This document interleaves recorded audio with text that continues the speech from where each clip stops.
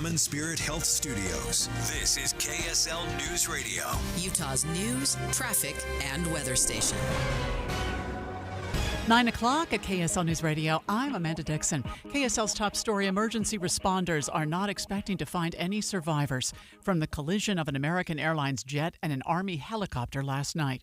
ABC News Chief Justice Correspondent Pierre Thomas is at the recovery scene. What is being described to me is gruesome, that they've been finding the bodies, that the collision broke the plane into at least a couple of parts. The helicopter can be seen a short distance away. This source described that the helicopter may have been upside down at one point. Just devastating details. Also, the source is describing a situation where, because of the state of the bodies, there will be some complicating factors in terms of the body count. Mayor Muriel Bowser tells ABC News a boat was in the water within minutes to confirm aircraft were down. I'm very proud of our first responders who ran towards danger, got in dangerous waters, and are really working hard to support those passengers and the military personnel on that helicopter. 64 people were on board the jet, including 4 crew members, and 3 soldiers were on the Black Hawk helicopter. Local news we're following this morning: the Utah Senate has passed a bill that would increase the requirements voter-led initiatives have to meet to become law. Senator Lincoln Fillmore's bill would require initiatives to identify how it will be paid for, just like lawmakers have to when proposing a bill. When the citizens of Utah are exercising their legislative power contained in the Constitution, this bill just ensures that both legislative bodies have similar processes. It would also require initiatives, just like constitutional amendments, be published in a newspaper in every county of the state that has one 2 months before the general election. The bill is now headed to a House committee. Your money at this moment: the Dow is up 62 points right now. We're at 44,759. Coming up in a moment, it looks like we'll have clear skies today, but clouds move in tomorrow. KSL weather is next. KSL News Time, 9:02. The sources where we get our news matters. When you listen to Utah's Morning News, we want you to feel the stories are important to you and trustworthy. This is Amanda Dixon. And I'm Andy Farnsworth. Join us weekday mornings on KSL News Radio. Things are just better with a partner or a friend. And when it comes to losing weight, Soda Weight Loss makes it easier than ever to let go of the weight for good. I'd been wanting to lose weight, and I tried on my own. I had been seeing things for soda, and so we talked to the nutritionist and loved every bit of it. You know, I couldn't be happier, honestly, with the result. Join with a partner and only pay for one. Imagine achieving all your weight loss goals together with your partner, and you only pay for one. I've let go 50 pounds, and I don't have the cravings that I used to have. I would definitely recommend soda. It's because it works. I even recommended it to my daughter, and she's on her journey now. Just go and look at the almost 9,000 Google reviews about soda weight loss. Lose the weight without injections, without medications, without hunger. Get started now at sodaweightloss.com. That's SOTA weightloss.com. Soda is, say it with me, state of the art. We could all use more time. Amazon Business offers smart business buying solutions so you can spend more time growing your business and less time doing the admin. I can see why they call it smart. Learn more at amazonbusiness.com. Check engine light on? Take the guesswork out of your check engine light with O'Reilly Veriscan. It's free. Ask for O'Reilly Veriscan today. O'Reilly Auto Parts. Okay, I have to tell you, I was just looking on eBay where I go for all kinds of things I love, and there it was. That hologram trading card. One of the rarest, the last one I needed for my set. Shiny like the designer handbag of my dreams. One of a kind. eBay had it, and now everyone's asking, ooh, where'd you get your windshield wipers? eBay has all the parts that fit my car. No more annoying, just beautiful. Whatever you love, find it on eBay. eBay, things people love. Is your financial advisor offering you up to a 30% upfront bonus? Are they promising you up to 10% growth per year guaranteed for your retirement income? If not, you need a new financial advisor. I'm Jeff Jr., founder of Trajan Wealth. If you plan to retire within the next 10 years, don't wait only to find out it's too late. I've seen hard-working folks like you retire only to be required to go back to work, all because their advisor told them guarantees like these were too good to be true. They're not. That's up to $30,000 up front or up to $10,000 per year on $100,000, all guaranteed for retirement income. Don't work when you're supposed to be retired. And if any financial advisor tells you it's too good to be true, they simply don't have the options we do. Call Trajan today at 801-899-7600. Annuity guarantees are based on the claims paying ability of the issuing insurance company. Traffic and weather together, brought to you by Mountain America's limited time balance transfer bonus. And here's Heather Kelly. We've got a lot of delay eastbound I-80 in between Kimball Junction and the US 40 split. It's the right lane leading to US 40 due to a crash that is right on that connecting ramp trying to head southbound on US 40. I-15 still a little bit of delay coming over the point of the mountain toward Bangor Highway due to earlier crashes. Get the best Valentine's gift ever, an original Minky Couture blanket. Save 50% by using promo code KSL50 in stores and online at minkycouture.com. Minky Couture, the best Valentine's gift. Heather Kelly in the KSL Traffic Center. Another sunny day today. The highs will be around 40. Clouds move in tomorrow. Right now it's 27 degrees. I'm Amanda Dixon from the KSL Common Spirit Health Studios. Listen online at kslnewsradio.com. We're Utah's news, traffic, and weather station.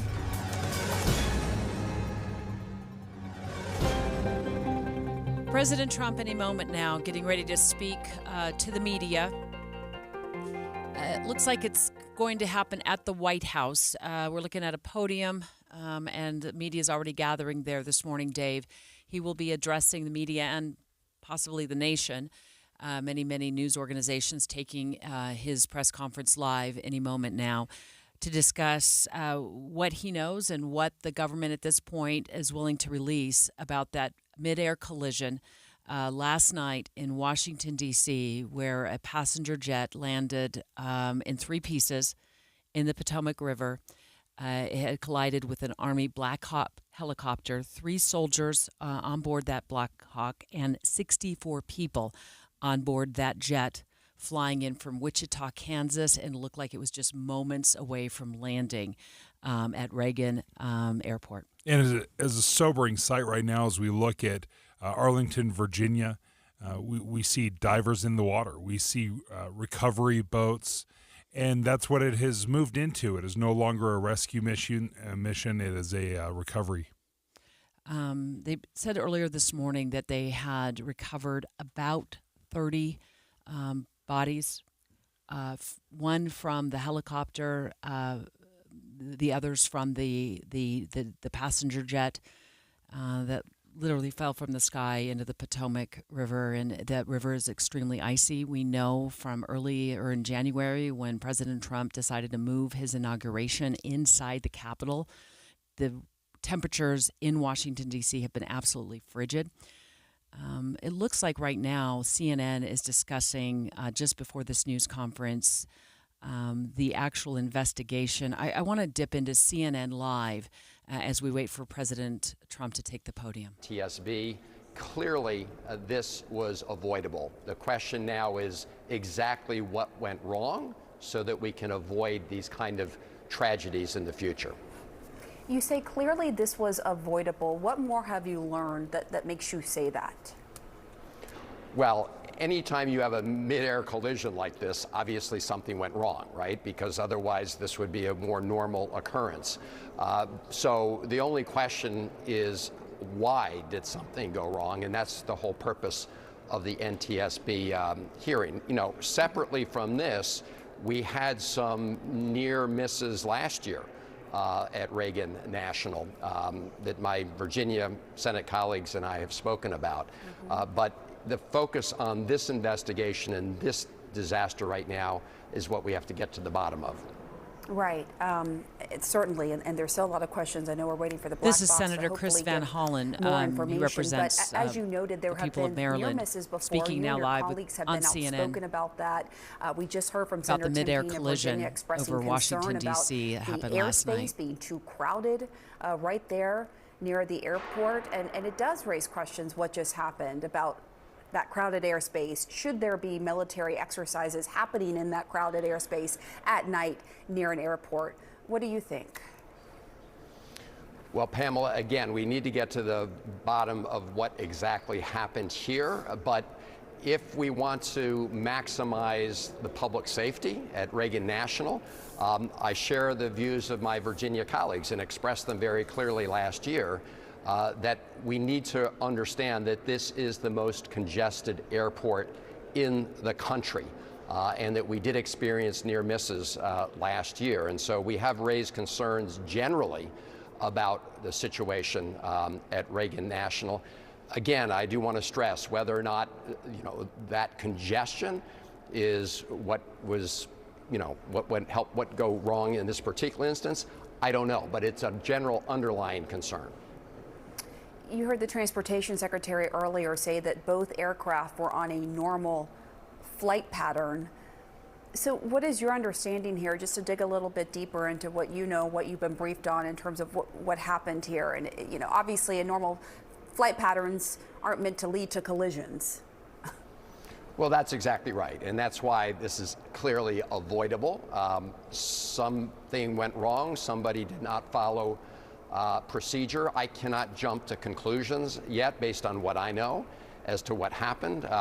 As you indicated, I serve on the Senate Appropriations Subcommittee that deals with transportation, and we will also be digging into this. But of course, the lead right now are the NTSB, and that's why we've already reached out to them. Let's get to the bottom of this. But this is a reminder, Pamela, that we need to put safety first when it comes to the flying public. And that is why Senator Kaine and Senator Warner and I and others have raised concerns about the brand new, newly sworn in United States Secretary of Transportation, Sean Duffy. I watched a news conference very early this morning where he took to the microphone and he echoed that same sentiment. We have located the two aircrafts. The fuselage of the American airline plane was inverted. It's been located in 3 different sections. It's in about waist deep water. So that recovery is going to go on today as that recovery takes place of the fuselage of the aircraft. NTSB is going to start to analyze that aircraft, partner with the FAA with all of the information we have to get the best results possible for the American people. I would just say that safety is our expectation. Everyone who flies in American skies expects that we fly safely, that when you depart an airport, you get to your destination. That didn't happen last night.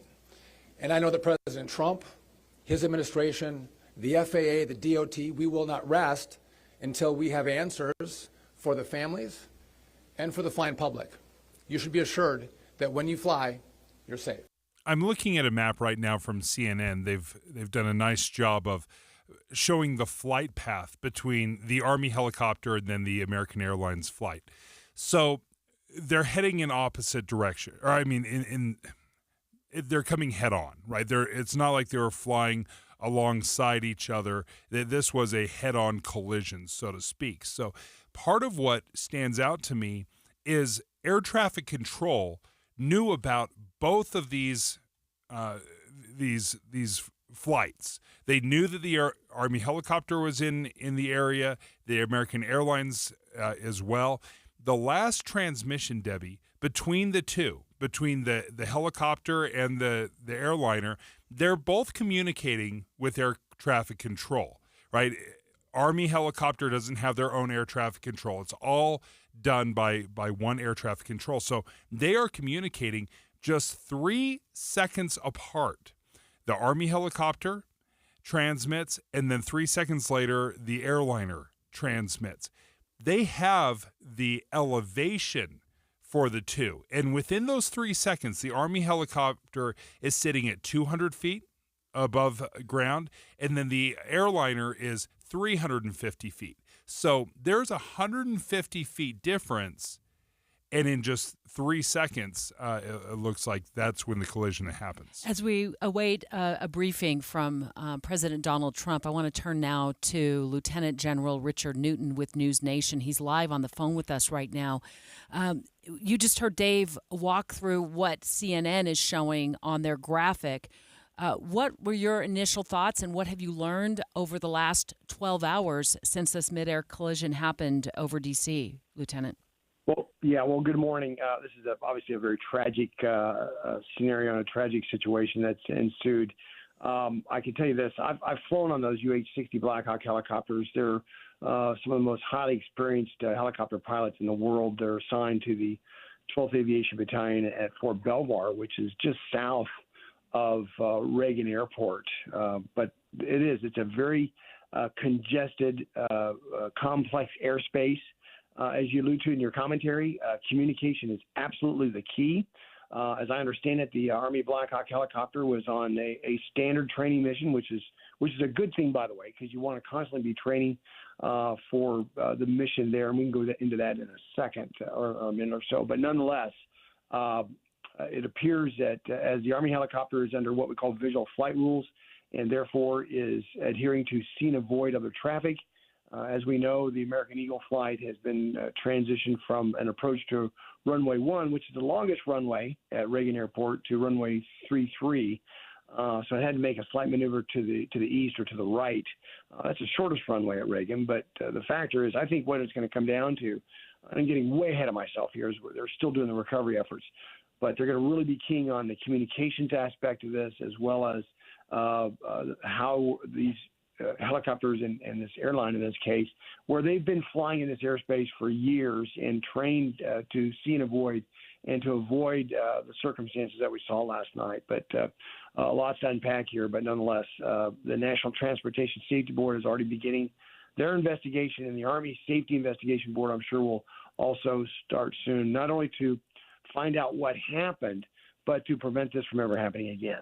Perhaps you can speak to just how congested this airspace is in general at Ronald Reagan National Airport. Yeah, highly congested airspace. Now, last night, operating, as I understand, the mid-air accident took place at about 8:53 in the evening. The congestion in the airspace was probably a little bit reduced from what you normally see, during the day, but nonetheless, it's still a very congested airspace. Aircraft arriving and departing Reagan National Airport are doing that in about 2-minute cycles.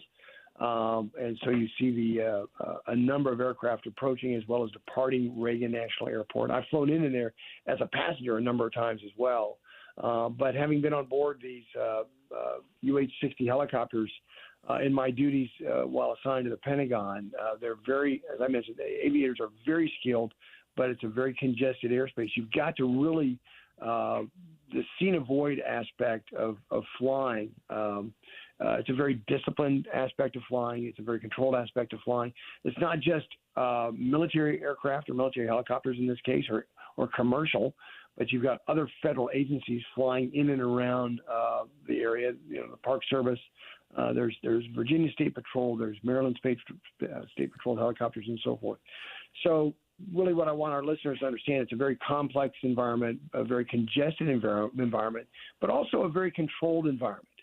And so that the fact that this unfortunate action happened, that's why they're really going to look at the deep cause of what it is. I think it's going to come down to, this is just me, but I think it'll come down to a key factor. He'll be communications.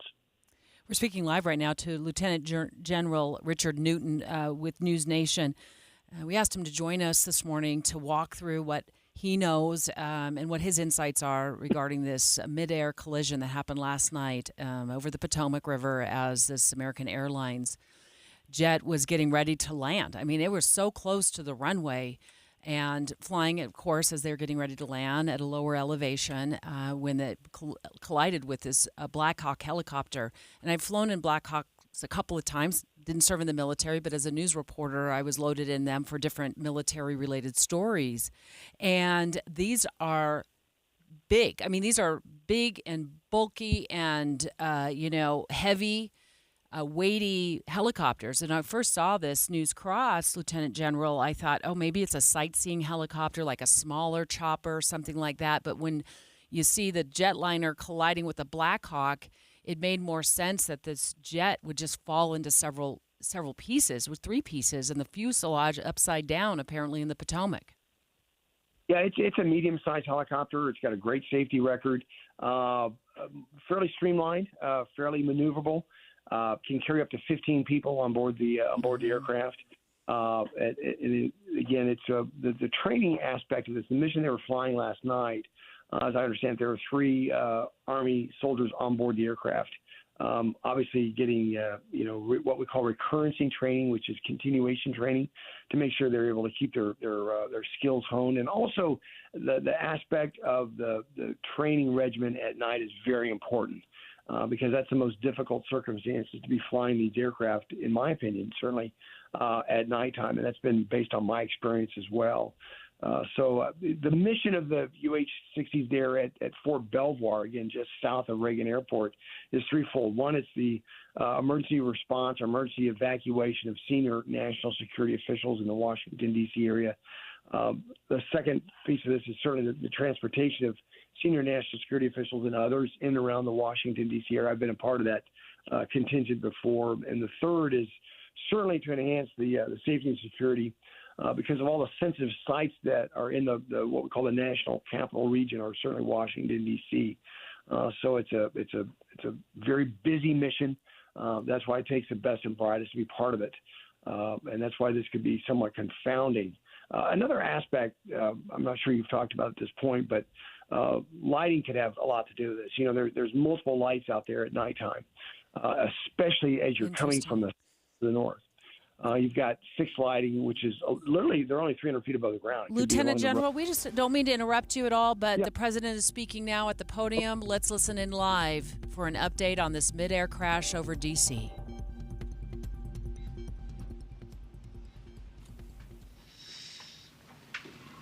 Thank you very much. He's taking just a moment of silence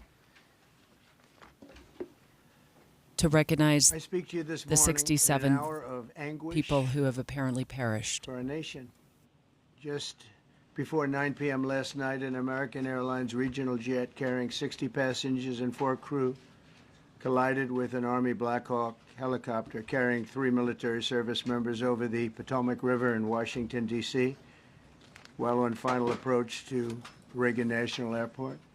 Both aircraft crashed instantly and were immediately submerged into the icy waters of the Potomac.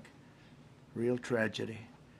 The massive search and rescue mission was underway throughout the night, leveraging every asset at our disposal, and I have to say the local, state, federal, military, including the United States Coast Guard in particular, they've done a phenomenal job.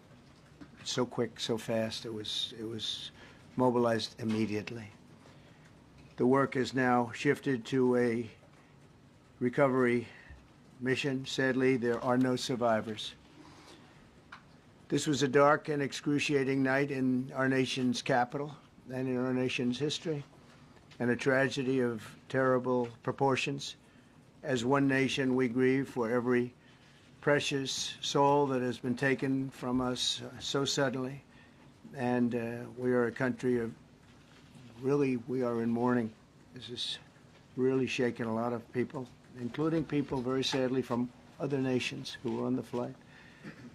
For the family members back in Wichita, Kansas, here in Washington, D.C., and throughout the United States and in Russia, we have a Russia contingent, some very talented people. Unfortunately, were on that plane. Very, very, very sorry about that. Whose loved ones were aboard the passenger jet. We can only begin to imagine the agony that you're all feeling. Nothing worse. On behalf of the First Lady, myself, and 340 million Americans, our hearts are shattered alongside yours, and our prayers are with you now and in the days to come. We'll be working very, very diligently in the days to come. We're here for you to wipe away the tears and to offer you our devotion, our love, and our support. There's great support. In moments like this, the differences between Americans fade to nothing compared to the bonds of affection and loyalty that unite us all, both as Americans and even as nations. We are one family, and today we are all heartbroken. We're all searching for answers. That icy, icy Potomac, it was a cold, cold night, cold water. We're all overcome with the grief for many who have so tragically perished, will no longer be with us. Together we take solace in the knowledge that their journey ended not in the cold waters of the Potomac, but in the warm embrace of a loving God. We do not know what led to this crash, but we have some very strong opinions and ideas, and I think we'll probably state those opinions now. Because over the years I've watched as things like this happen, and they say, well, we're always investigating, and then the investigation 3 years later, they announce it. We think we have some pretty good ideas. But we'll find out how this disaster occurred, and we'll ensure that nothing like this ever happens again. The FAA and the NTSB and the U.S. military will be carrying out a systematic and comprehensive investigation. Our new Secretary of Transportation, Sean Duffy, his second day on the job when that happened. It's a rough one. We'll be working tirelessly. He's a great gentleman. The whole group these are great people, and they are working tirelessly to figure out exactly what happened. We will state certain opinions, however. I'm also immediately appointing an acting commissioner to the FAA, Christopher Rocheleau, a 22-year veteran of the agency, highly respected. Christopher, thank you very much. Appreciate it. We must have only the highest standards for those who work in our aviation system. I changed the Obama standards from very mediocre at best to extraordinary. You remember that. Only the highest aptitude, they have to be the highest intellect and psychologically superior people were allowed to qualify for air traffic controllers. That was not so prior to getting there. When I arrived in 2016, I made that change very early on because I always felt this was a job that, and other jobs too, but this was a job that had to be superior intelligence, and we didn't really have that, and we had it. And then when I left office and Biden took over, he changed them back to lower than ever before. I put safety first. Obama, Biden, and the Democrats put policy first. And they put politics at a level that nobody's ever seen, because this was the lowest level. Their policy was horrible, and their politics was even worse. So as you know, last week, long before the crash, I signed an executive order restoring our highest standards for air traffic controllers and other important jobs throughout the country. So it was very interesting. About a week ago, almost upon entering office, I signed something last week that was an executive order, very powerful, on restoring the highest standards of air traffic controllers and others, by the way. Then my administration will set the highest possible bar for aviation safety. We have to have our smartest people. It doesn't matter what they look like, how they speak, who they are. It matters intellect, talent, the word talent. They have to be talented, naturally talented geniuses. You can't have regular people doing that job. They won't be able to do it. But we'll restore faith in American air travel. I'll have more to say about that. I do want to point out that various articles that appeared prior to my entering office, and here's one. The FAA's diversity push includes focus on hiring people with severe intellectual and psychiatric disabilities. That is amazing. And then it says FAA says people with severe disabilities are most underrepresented segment of the workforce, and they want them in, and they want them, they can be air traffic controllers. I don't think so. This was in January 14th, so that was a week before I entered office. They put a big push to put diversity into the FAA's program. Then another article, the Federal Aviation Administration, this was before I got to office, recently, second term. The FAA is actively recruiting workers who suffer severe intellectual disabilities, psychiatric problems, and other mental and physical conditions under a diversity and inclusion hiring initiative spelled out on the agency's website. Can you imagine? These are people that are I mean, actually, their lives are shortened because of the stress that they have. Brilliant people have to be in those positions, and their lives are actually shortened, very substantially shortened because of the stress, where you have many, many planes coming into one target, and you need a very special talent and a very special genius to be able to do it. Targeted disabilities are those disabilities that the federal government, as a matter of policy, has identified for special emphasis in recruitment and hiring. The FAA's website states they include hearing, vision, missing extremities, partial paralysis, complete paralysis, epilepsy, severe intellectual disability, psychiatric disability, and dwarfism all qualify for the position of a controller of airplanes pouring into our country, pouring into a little spot, a little dot on the map, a little runway.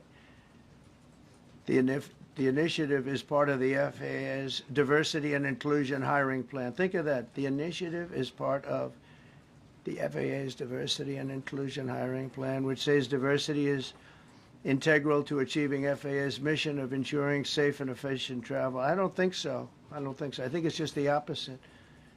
The FAA website shows that the agency's guidance on diversity hiring were last updated on March 23rd of 22. They wanted to make it even more so.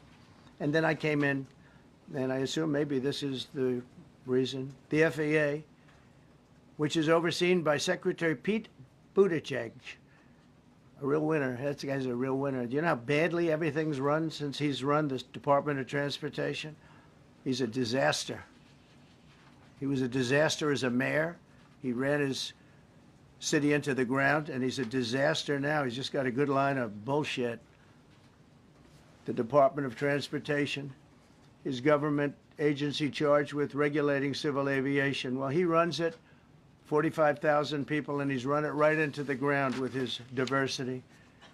So I had to say that it's terrible. Then it's a group within the FAA, another story, determined that the workforce was too white, that they had concerted efforts to get the administration to change that and to change it immediately. This was in the Obama administration just prior to my getting there.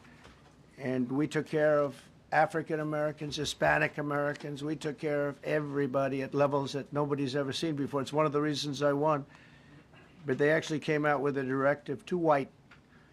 And we want the people that are competent.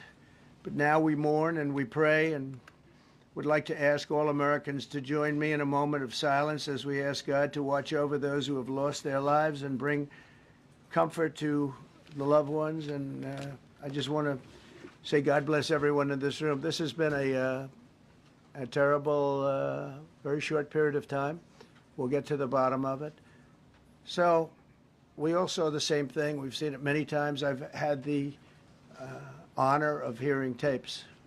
Tapes are scary, very scary tapes. You had a airliner coming in, American Airlines.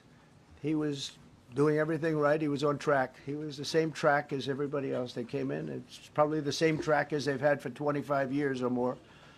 He's coming in the path. And for some reason, he had a helicopter that was at the same height, obviously when they hit, but pretty much the same height, and going at an angle that was unbelievably bad. When the air traffic controller said, do you see, he was talking about, do you see him? But there was very little time left when that was stated. And then also, he said, follow him in. And then almost immediately after that, seconds after that, there was the crash that took place. Well, you follow him in, that means like everything's fine. Follow him in. You had a pilot problem from the standpoint of the helicopter. I mean, because it was visual. It was a very clear night. It was cold, but clear, and clear as you could be. The American Airlines plane had lights blazing. They had all of their landing lights on. I could see it from the Kennedy Center tape. We had a tape up on the Kennedy Center. That seems to be the primary. Thus far, I'm sure we'll see other tapes because it's such an area where there are a lot of cameras looking up into the air, into space. So we'll probably see many other shots of it before too much time goes by.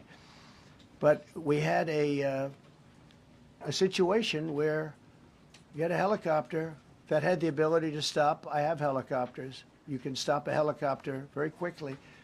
It had the ability to go up or down. It had the ability to turn. And the turn it made was not the correct turn, obviously. It did somewhat the opposite of what it was told. We don't know that that would have been the difference because the timing was so tight. It was so little. There was so little time to think. But what you did have is you had vision. The helicopter had vision of the plane because you had vision of it all the way, perfect vision of it all the way from at Kennedy Center where the tape was taken. And for some reason, there weren't adjustments made. Again, you could have slowed down the helicopter substantially. You could have stopped the helicopter. You could have gone up. You could have gone down. You could have gone straight up, straight down. You could have turned. You could have done a million different maneuvers. For some reason, it just kept going and then made a slight turn at the very end, and by that time it was too late.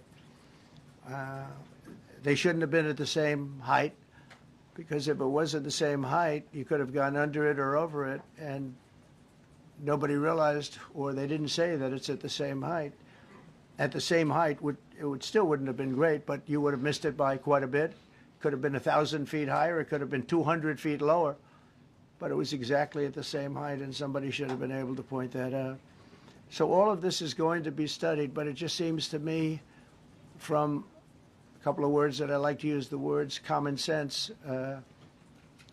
some really bad things happened, and some things happened that shouldn't have happened. So you had a helicopter going in an identical direction. You had a helicopter that was at the exact same height as somebody going in essentially the opposite direction.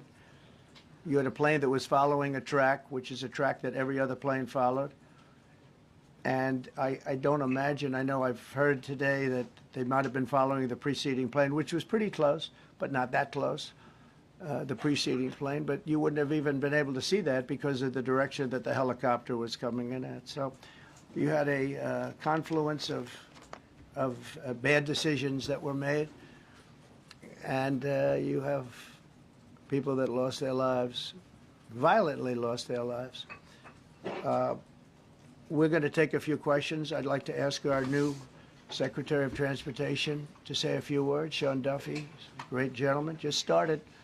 It's not your fault, and I know you agree with me very strongly on intellect and even psychological well-being of the air traffic control. It's such an important position, and I think I can't emphasize stronger. I changed it when I first ran in 2016. I changed it. We had the highest standard that you could have, and then they changed it back. That was Biden, to a standard I read it to you. That was from one of your papers. One of the people in this room actually wrote that. And then I changed it back a few days ago. And unfortunately, that was, we'll see. We don't know that necessarily it's even the controller's fault. But one thing we do know, there was a lot of vision, and people should have been able to see that, at what point do you stop? At what point do you say, wow, that plane's getting a little bit close? So this is a tragedy that should not have happened. Please, sir. Thank you, Mr. President. And I would just note the President's leadership has been remarkable during this crisis. We have had a whole of government response, local, state, federal, and when you see that kind of cooperation, it begins with the leadership in this body. So thank you for that, Mr. President. You make our jobs a lot easier.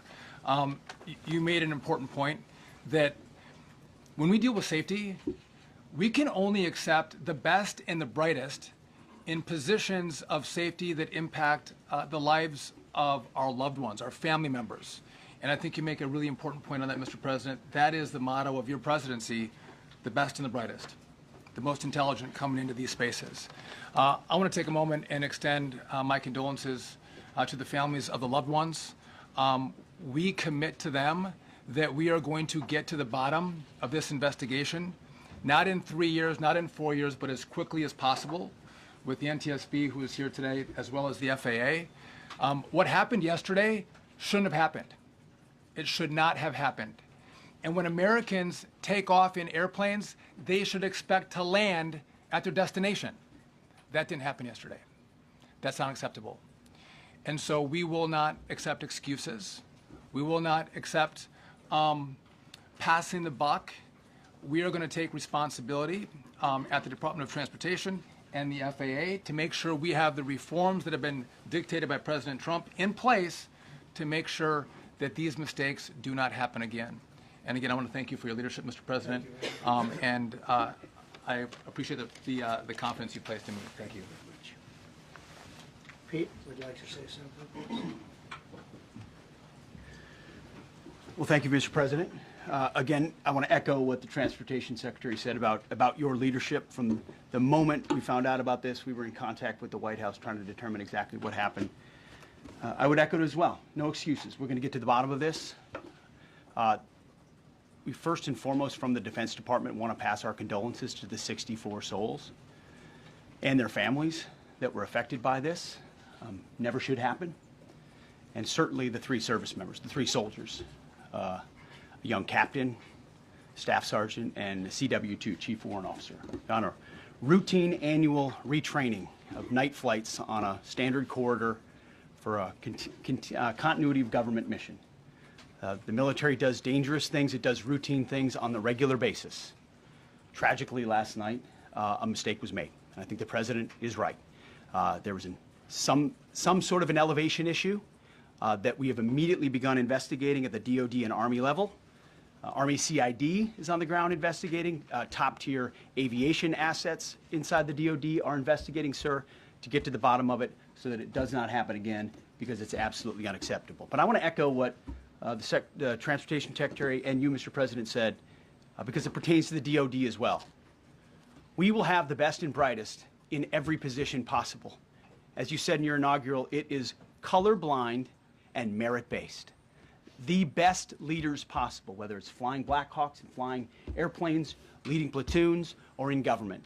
The era of DEI is gone at the Defense Department, and we need the best and brightest, whether it's in our air traffic control, or whether it's in our generals, or whether it's throughout government. So thank you for your leadership and courage on that, sir, and we'll stand by you on it. Thank you very much. JD, please. Well, thank you, Mr. President, for your leadership. I just want to reemphasize something the President said, and you've heard from the Secretary of Transportation and of Defense. There really was a whole of government response. We were all on the phone. We were all communicating yesterday, trying to get to the bottom of this immediately, but also try to communicate with the American people about what happened. Something the President said that I think bears reemphasizing, which is that when you don't have the best standards in who you're hiring, it means, on the one hand, you're not getting the best people in government, but on the other hand, it puts stresses on the people who are already there. And I think that is a core part of what President Trump is going to bring and has already brought to Washington, D.C., is we want to hire the best people because we want the best people at air traffic control, and we want to make sure we have enough people at air traffic control who are actually competent to do the job. If you go back to just some of the headlines over the past 10 years, you have many hundreds of people suing the government because they would like to be air traffic controllers, but they were turned away because of the color of their skin. That policy ends under Donald Trump's leadership because safety is the first priority of our aviation industry. Thank you, Mr. President. Mr. President, on DEI and the claims that you've made, are you saying this crash was somehow caused and the result of diversity hiring? And what evidence have you seen to support these claims? It just could have been. We have a high standard. We've had a much higher standard than anybody else. And there are things where you have to go by brain power. You have to go by psychological quality. And psychological quality is a very important element of it. These are various very powerful tests that we put to use, and they were terminated by Biden. And Biden went by a standard that's the exact opposite. So we don't know, but we do know that you had two planes at the same level. You had a helicopter and a plane. That shouldn't have happened. And we'll see. We're going to look into that, and we're going to see. But certainly for an air traffic controller, we want the brightest, the smartest, the sharpest. We want somebody that's psychologically superior, and that's what we're going to have. Yeah. Yeah, please, go ahead. Mr. President, you mentioned at the top of the briefing that there were several Russian nationals on the flight. Yes. Will the U.S. government be willing to facilitate the transfer of their remains, considering Yes, we the will. fact there is no direct air travel between the two countries? We've already been in contact with Russia, and the answer is yes, we will facilitate. Yes. Please, go ahead. Thank you, Mr. President. The situation in the Democratic Republic of the Congo is getting worse, even though President John Lorenzo has been mediating the conflict between Rwanda and the Democratic Republic of the Congo because he wants to bring peace and stability. The situation is really bad right now. I want to hear from Ms. President if you have any plan in the future to bring peace in the Democratic Republic of the Congo. You're asking me a question about Rwanda, and it is a very serious problem, I agree, but I don't think it's appropriate right now to talk about it, but it is a very serious problem. Do we even yet know the names of the 67 people who were killed? And you are blaming Democrats and DEI policies and air traffic control and seemingly the member of the U.S. military who was flying that Black Hawk helicopter. Don't you think you're getting ahead of the investigation right now? No, I don't think so at all. I don't think with the names of the people, you mean the names of the people that are on the plane? You think that's going to make a difference? Does it comfort their families? They to are hear you a blaming group of DEI people that have policies? lost their lives. If you want a list of the names, we can give you that. We'll be giving that very soon. We're in coordination with American Airlines. We're in coordination very strongly, obviously, with the military. But I think that's not a very smart question. But are you I'm blaming- surprised coming from you. Are you blaming Please. Thank Please. you. Thank you, President Trump. Thank you for being here. Based on your analysis so far, do you have a sense of who was at fault, if it was the plane, the helicopter, air traffic control, and can you assure people that it is safe to fly in and out of D.C.? Well, I've given you the analysis, and the analysis was it was based on vision. You had a lot of people that saw what was happening. You had some people that knew what was happening. There was some warnings, but the warnings were given very, very late. You know, those warnings were given very late. It was almost as they were given. A few seconds later, there was a crash. It should have been brought up earlier. But the people in the helicopter should have seen where they were going. I can't imagine people with 20/20 vision not seeing, you know, what's happening up there. Again, they shouldn't have been at the same height. You're going in reverse directions or sideways directions. Obviously, you want to be at different heights. I see it all the time when I'm flying. You have planes going in the opposite. They're always lower, we're higher, or they're... So if somehow there's a screw up, there's not going to be a tragedy. It'll be close, but you know, there's never going to be a tragedy if you're at a different elevation. For whatever reason, they were at the same elevation. And also, from the American Airlines standard, he's along the track that every plane is along. You say, what was the helicopter doing in that track? It's very sad. But visually, somebody should have been able to see and taken that helicopter out of play. And they should have been at a different height. All right.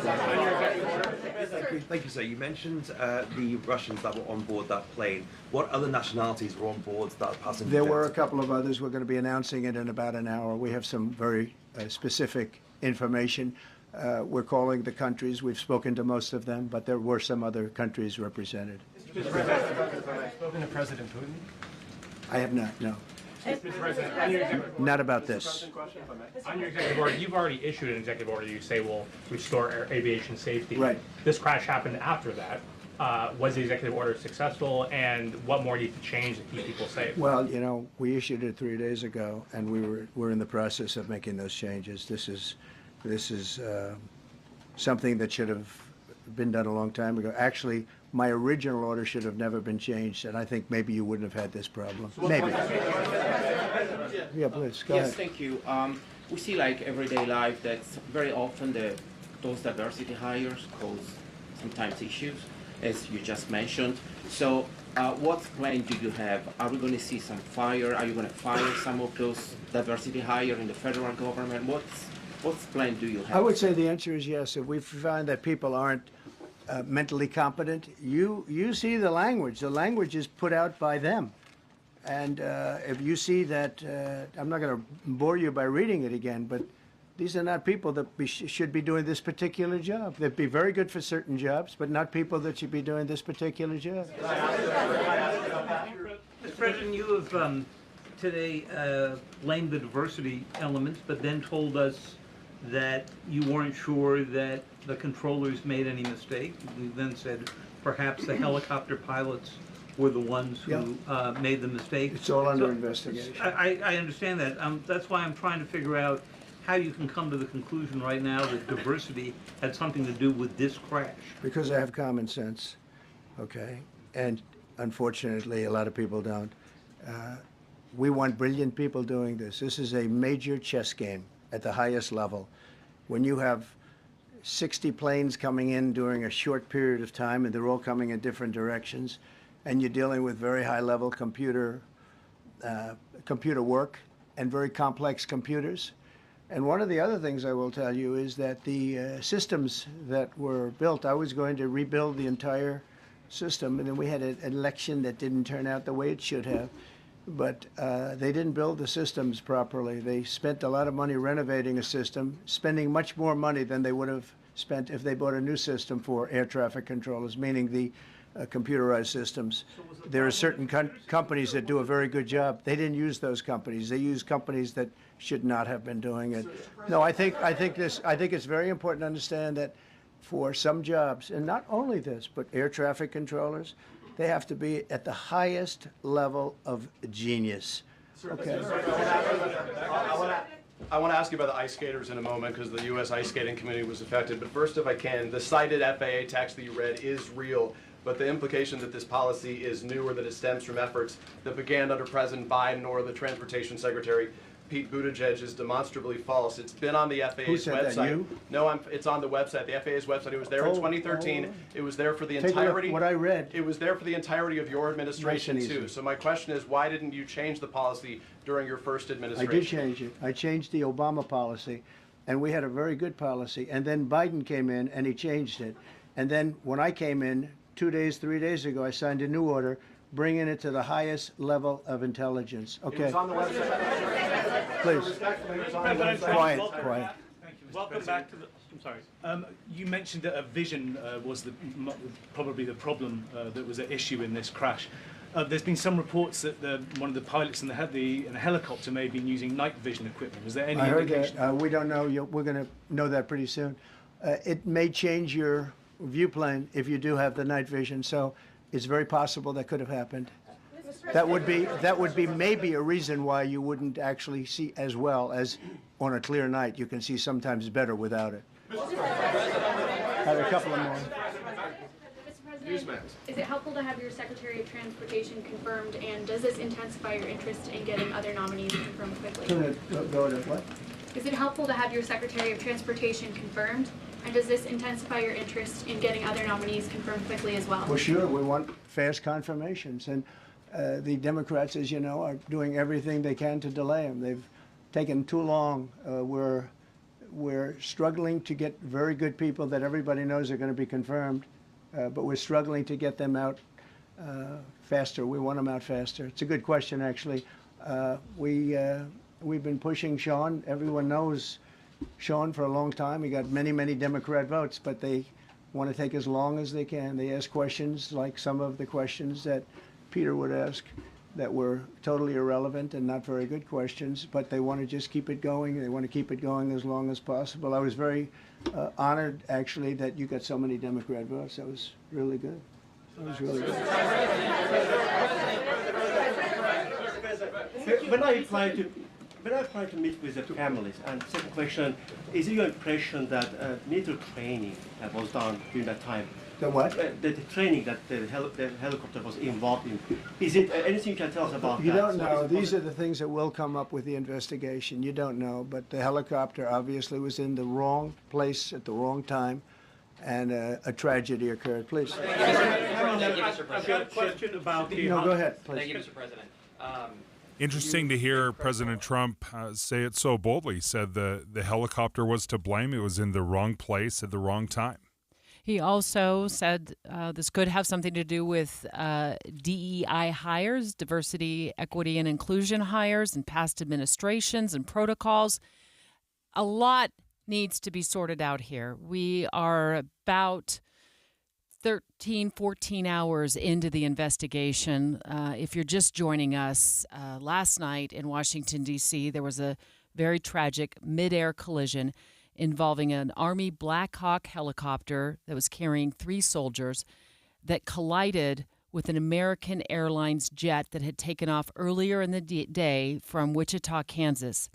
64 people, 60 passengers, 4 crew members on that flight, so close to the runway at Reagan National Airport when that mid-air collision happened. And at last report, there are no survivors. The newest part of your morning, and still so familiar. When you wake up and listen to a radio show, it's like you're a part of a family. You're listening in on people you know, and it's magnificent that Andy Farnsworth is sitting in the chair because he's someone we know. Utah's Morning News. Andy Farnsworth joins Amanda Dixon to bring you important news in the car. 5 to 9 on KSL News Radio. It's a new year, so if you're thinking about maybe changing your health habits, let me tell you about Salt Lake City Fat Loss. It's a program I joined about this time last year because I was ready to make some changes. I was a little bit nervous, though. I was nervous about joining a fat loss program, and I was afraid I was just going to be starving and miserable for the rest of my life. But with Salt Lake City Fat Loss, they had a very easy-to-follow program.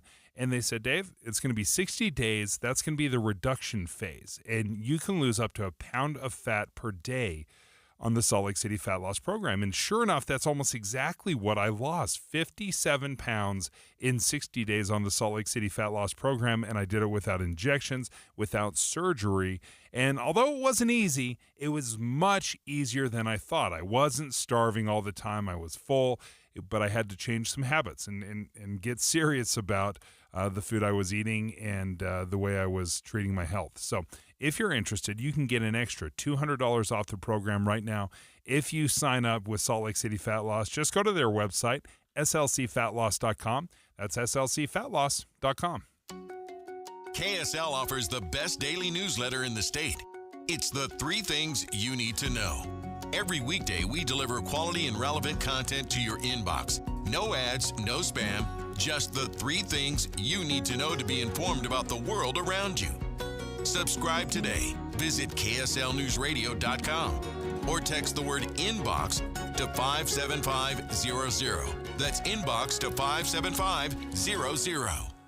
Discover the timeless value at Duke's Jewelers, a local treasure since 1948. Whether you're searching for a unique engagement ring or need expert watch repair, Duke's has been serving the community for over 75 years. From January 23rd to 25th, don't miss the largest event of the year, a 50% off closeout sale on select jewelry. It's the perfect time to visit and explore the wide selection of custom designs and quality gemstones. The skilled designers at Duke's can bring your dream piece to life, while experienced jewelers handle repairs and modifications in-house. Duke's Jewelers takes pride in value pricing, ensuring you receive the best prices every day. Need an appraisal?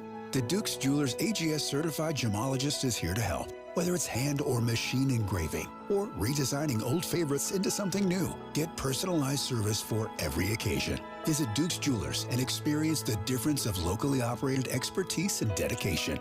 Duke's Jewelers in Springfield, Utah. Are you and your credit card ready for some peace and quiet? Experience the relief of a low rate with the Mountain America credit card. With a 3% cash bonus on balance transfers, it's more relaxing than ever. Open a Mountain America credit card today for your limited time bonus. Details at macu.com/transfer. Loans and approved credit. Membership required based on eligibility. Offer can change or be withdrawn at any time. Terms, conditions, and restrictions apply. Are you 50 or older? This news is for you.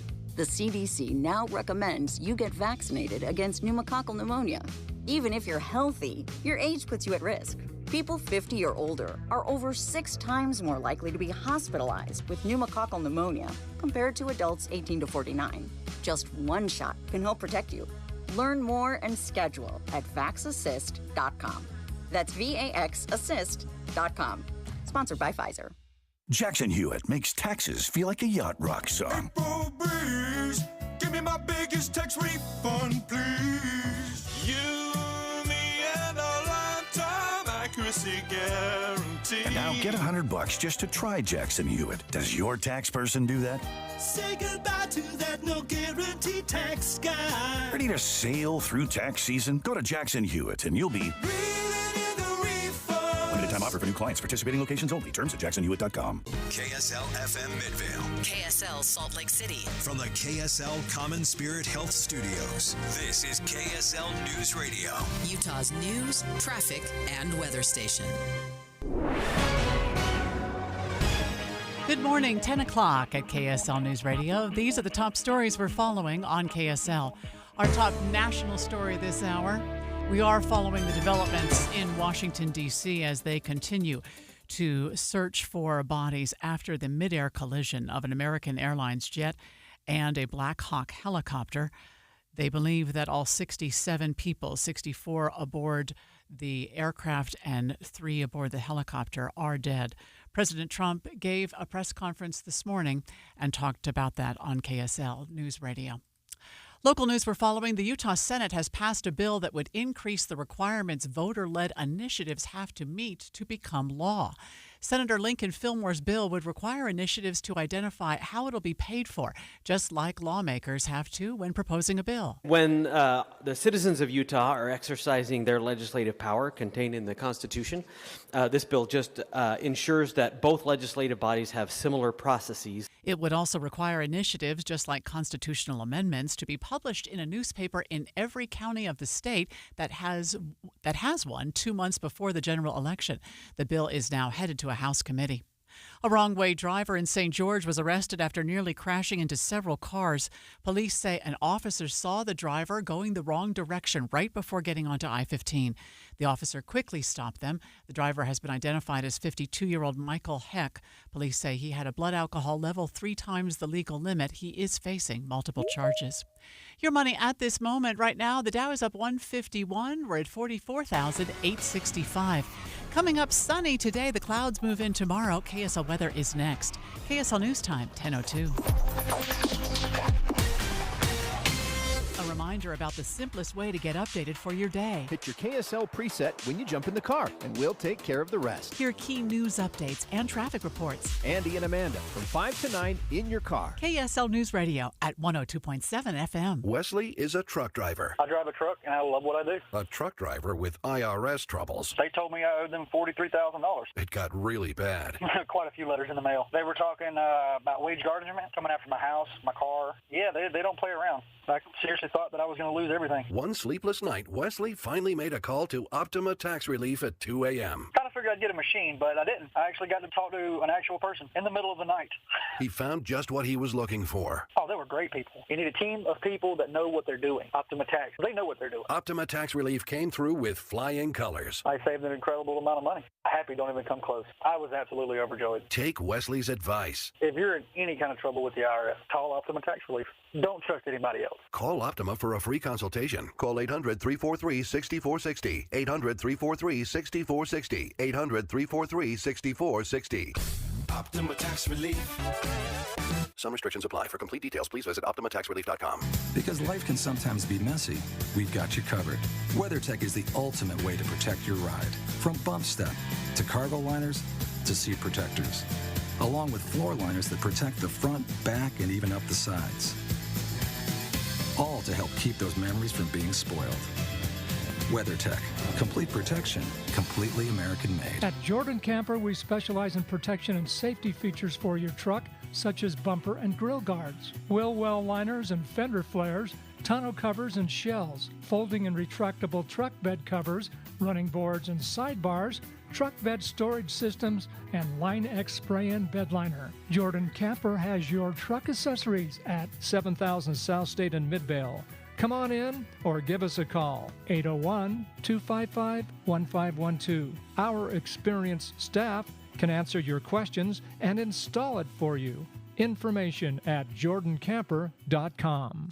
If you love designer brands and you love clearance, then you're going to love this. Macy's is having a huge designer clearance event right now with incredible new designer markdowns on cold weather styles from BCBG, Hugo Boss, Michael Kors, and more. How big are the markdowns? How about Coach boots for $200 or less? So if you're looking for the things you love all in one place, come in and shop the designer clearance event at Macy's today. Savings off already reduced prices. Exclusions apply. This is a story of the one.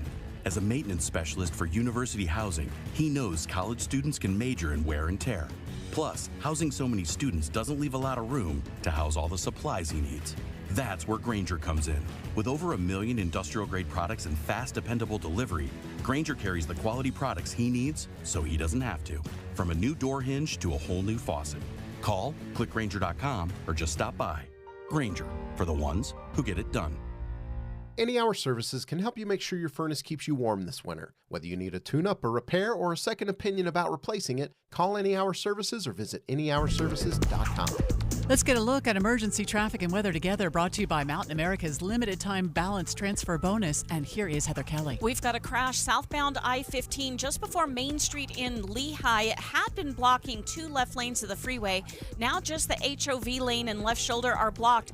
But unfortunately, traffic had backed all the way up to Timpanogos Highway, so it's almost 3 miles of delay. It's going to take you an extra 15 minutes or so to get through Lehigh if you're southbound 15.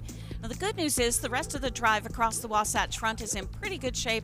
Just a few brake lights from time to time, especially if you are in the road construction zones of Bangor Highway. Looking for the perfect suit for that special occasion? Mr. Mac has the best suit selection for any occasion. And get winter clearance pricing today. Visit their 9 convenient locations or MrMac.com. Heather Kelly in the KSL Traffic Center. We'll be sunny today with a high about 40 degrees. Tomorrow the clouds move in and we warm up to 45. The weekend is warmer, but we'll have rain in the valley and snow in the mountains this weekend. Right now, let me check what our current temperature is. We're at 30 degrees now. I'm Amanda Dixon from the KSL Common Spirit Health Studios. Listen online at kslnewsradio.com. We're Utah's news, traffic, and weather station. Dave and Dujanovic, your morning companions for talk, analysis, and key perspectives on Utah's biggest stories on KSL News Radio. In our 9 o'clock hour this morning, continuing to follow a developing story out of our nation's capital, President Trump addressing the media and the nation about the mid-air collision that took the lives of 67 people last night when an American Airlines passenger jet just moments away from landing at Reagan National Airport in Washington, D.C., was collided into an Army Black Hawk helicopter. All 67 people between the Black Hawk helicopter with soldiers on it and on the aircraft are believed to be deceased. This was a dark and excruciating night in our nation's capital and in our nation's history, and a tragedy of terrible proportions. As one nation, we grieve for every precious soul that has been taken from us so suddenly. And we are a country of, really, we are in mourning. And as I'm looking at the map of this collision, Debbie, the American Airlines flight path, it is going directly into the runway at Ronald Reagan National Airport. And then you see the Army flight path, the helicopter, intersect about a half mile away from the runway. So it is very peculiar. President Trump has said he said unequivocally, this is the fault of the helicopter. The helicopter was where it shouldn't have been.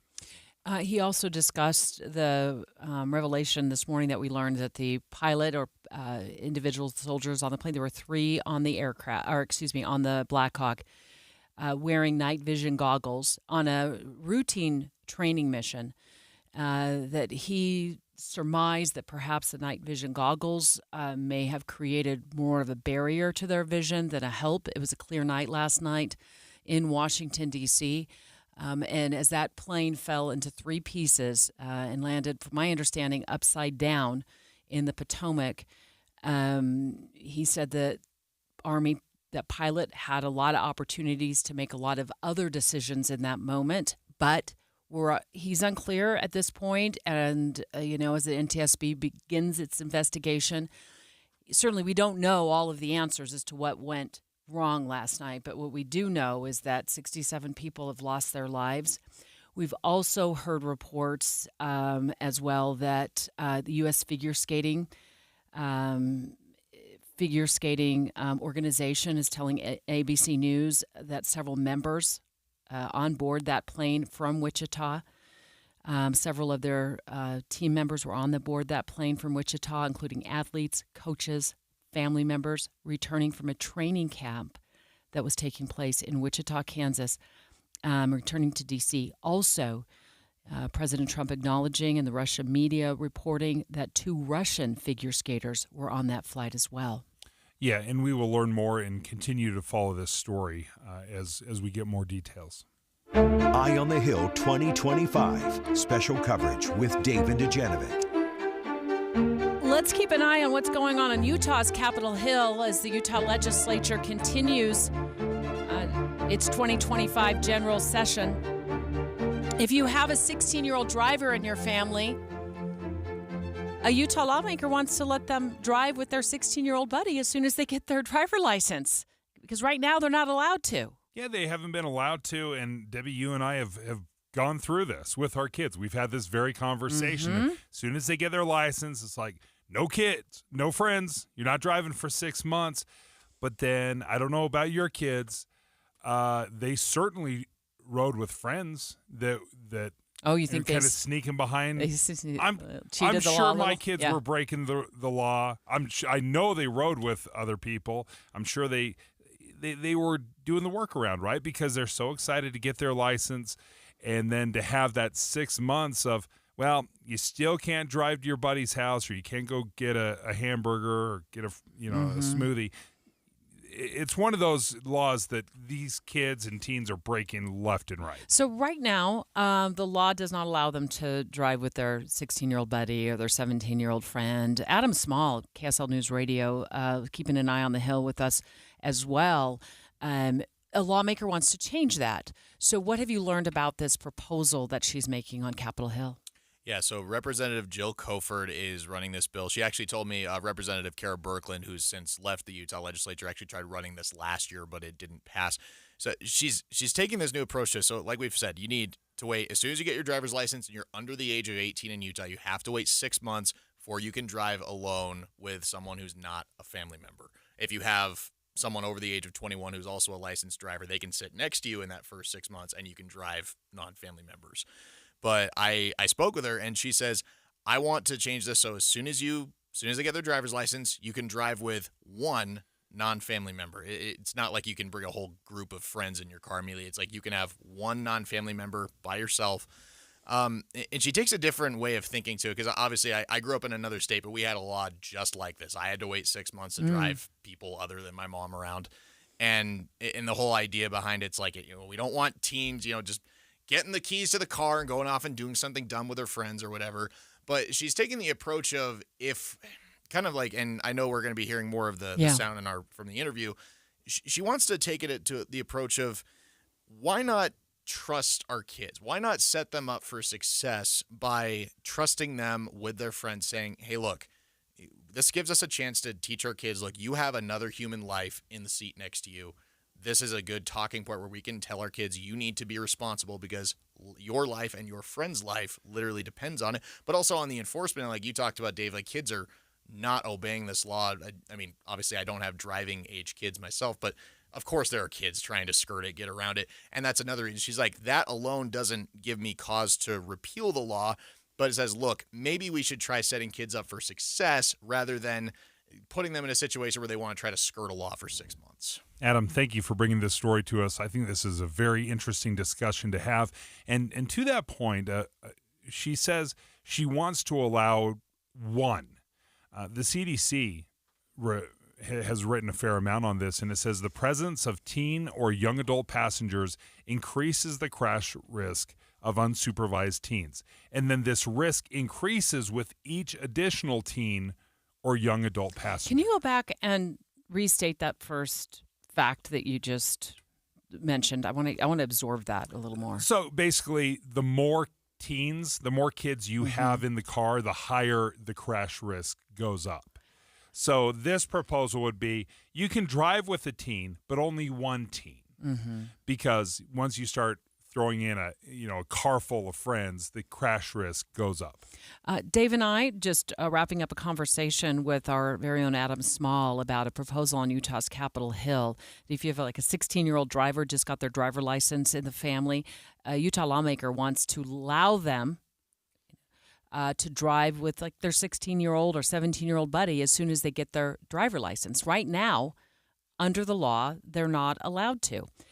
I want to listen to the logic behind this proposal. And Adam did an in-depth interview before the show with, yesterday, with Representative Jill Coford, who is sponsoring this legislation. So I'd like to hear what her philosophy is about and the logic is behind this, and then let's talk about it. Removing this restriction gives us an opportunity to teach our kids and say, look, driving is a big responsibility. It's a privilege, and it's up to you to take care of the passenger in your car. You need to be responsible and accountable for your actions, so be smart. It gives us it's more of that teaching opportunity. This is the number one killer for teens, car crashes. About 2,800 a year are killed in car crashes. I mean, if you want to break that down, that's 8 teens a day. So I understand where this restriction came from. We're just trying to keep kids safe. And new drivers are bad drivers. This isn't a big surprise. With more experience and more confidence, you're going to be safer. So to restrict and say you can't drive with your friends, a car full of friends in the first 6 months, I see where it came from. My concern, though, is how many of these kids are just doing it anyway.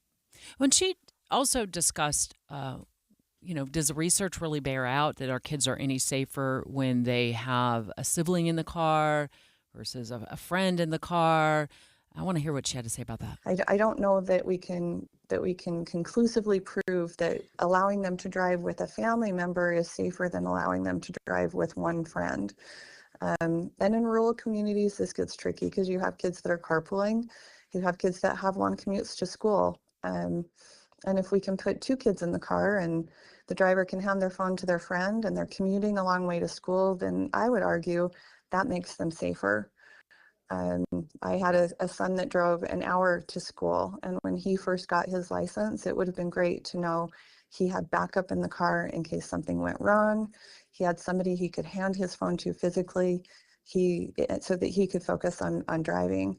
And that is one part of the law that always confused me, because I could have my 16-year-old drive my son to baseball practice, but they couldn't drive their friend to get a Frosty, right? It's that inconsistency that didn't make sense to me. Okay, so just listening to her pitch and her logic, and I can appreciate that, especially if you live in rural Utah. You're trying to carpool into school, save some gas money and make things more efficient, taking a buddy along with you. That makes sense. I'm thinking of this from, like, I'm the mom of the passenger that's getting in the car with the brand new driver. Like, let's say it's our kids, right? Yeah. Your daughter comes to pick up my daughter, and they're both, about the same age. And I trust that you have spent a significant amount of time teaching your daughter how to drive. But as the main person who also sat in the passenger seat teaching my children how to drive, it's tricky, right? It's that there's some fear there that you don't have as you get older and you develop your driving skills in the beginning. I mean, I remember there were times when I thought they're going to clutch the steering wheel right off, right? You're just squeezing it to death. Don't be afraid of that brake. Yeah. They put it there for a reason. Like, we don't need to take right-hand turns into parking lots at 30 miles an hour, right? It's just, that's how we all started. Yeah. I mean, I remember as a young driver driving a stick shift, stalling out at a stop sign to the point where the entire school was lined up behind me, and I couldn't honking get. horns. I'm crying. And Yeah. Yep. So I'm putting myself in the shoes of the mom when you call me and say, "Oh, my daughter's coming to pick up your daughter, and she just got her driver license." So have Kat or Lizzie, one of my daughters, go ahead and jump in the car with her. No. It's one of the hardest things as a parent to do is to say, all right, drive yourselves. It is. It's scary, which I think speaks more to we are not doing a good enough job preparing our kids to drive if we're putting all these restrictions on them, right? When we give them that driver's license, they should be, quite honestly, completely capable. They should be completely capable before we give them that license, because all these other restrictions is sending this mixed message of, hey, we trust you, but not really. But it's a false sense of capable, because you've had mom or dad sitting in the passenger seat next to you the whole time as the backup emergency stop if something happens. You can shout out at them, hit the brake, brake. You can give them direction in the moment. And when that goes away, it kind of reminds me of like learning how to ride a two-wheel bike, right? It starts with training wheels, and then they take the training wheels off, and then where's mom or dad? Running alongside. Exactly. Yeah. I didn't even need to tell you that. That's exactly what we're doing. Visual. We're running alongside. Yep. And then you run alongside with them for a few weeks, and then they come in crying because they crashed the bike, right? Why'd you crash the bike? Well, I tried a new trick on the bike, and I flipped over the handlebars. You know what I mean? So, in the bike and the car, I mean, the two don't even compare. So I appreciate this for a lot of reasons. On the other hand, I also get nervous. I get nervous about it. I think that's a lot of responsibility to put on a 16-year-old. Now, I didn't start driving by myself until I was 17. Maybe I was a little, more prepared for it because I was a little bit older. But in the same token, I just told you I had an entire school lined up behind me because I couldn't figure out how to get the car.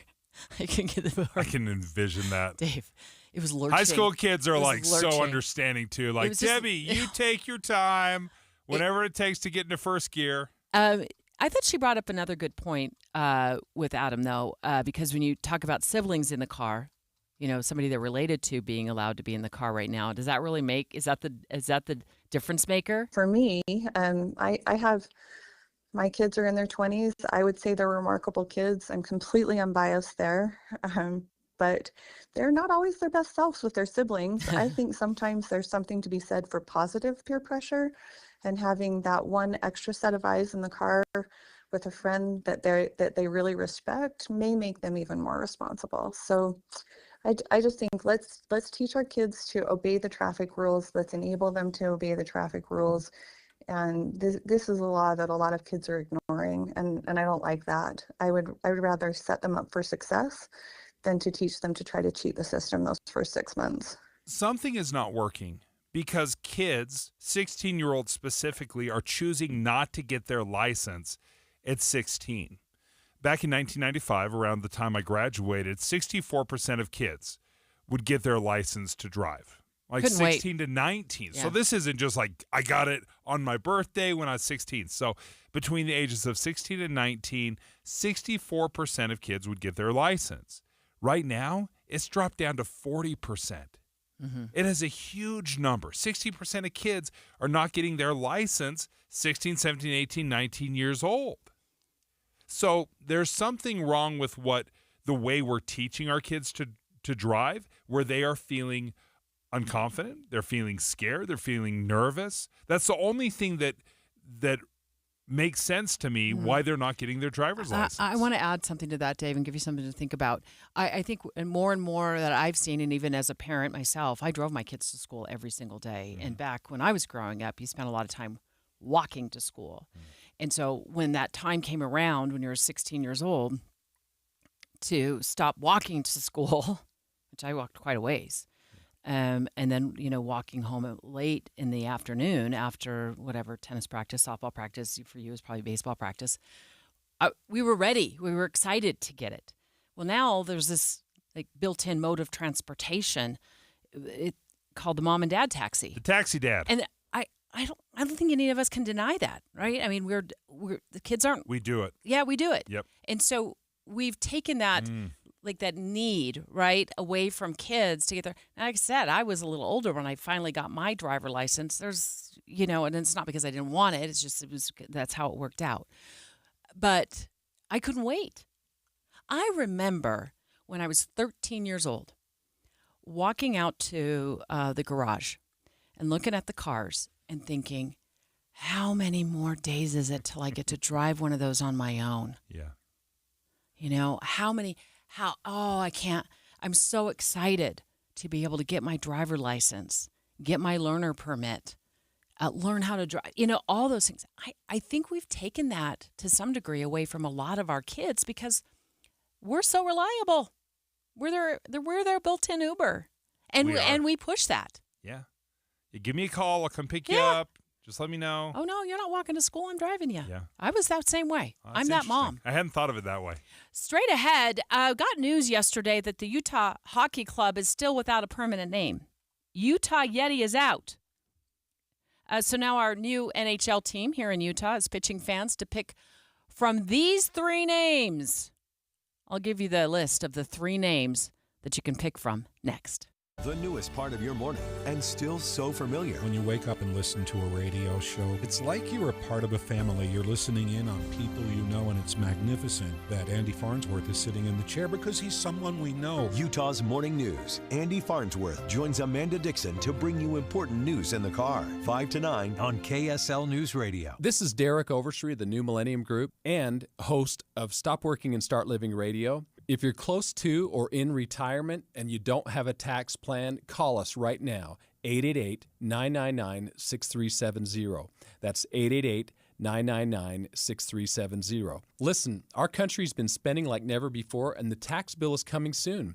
If you need an income tax file your taxes 100% free in the app if you didn't use us last. Give my team a call, 888-999-6370. That's 888-999-6370. If you want an investment plan that allows you to keep more of your gains and pay less taxes, give us a call, 888-999-6370.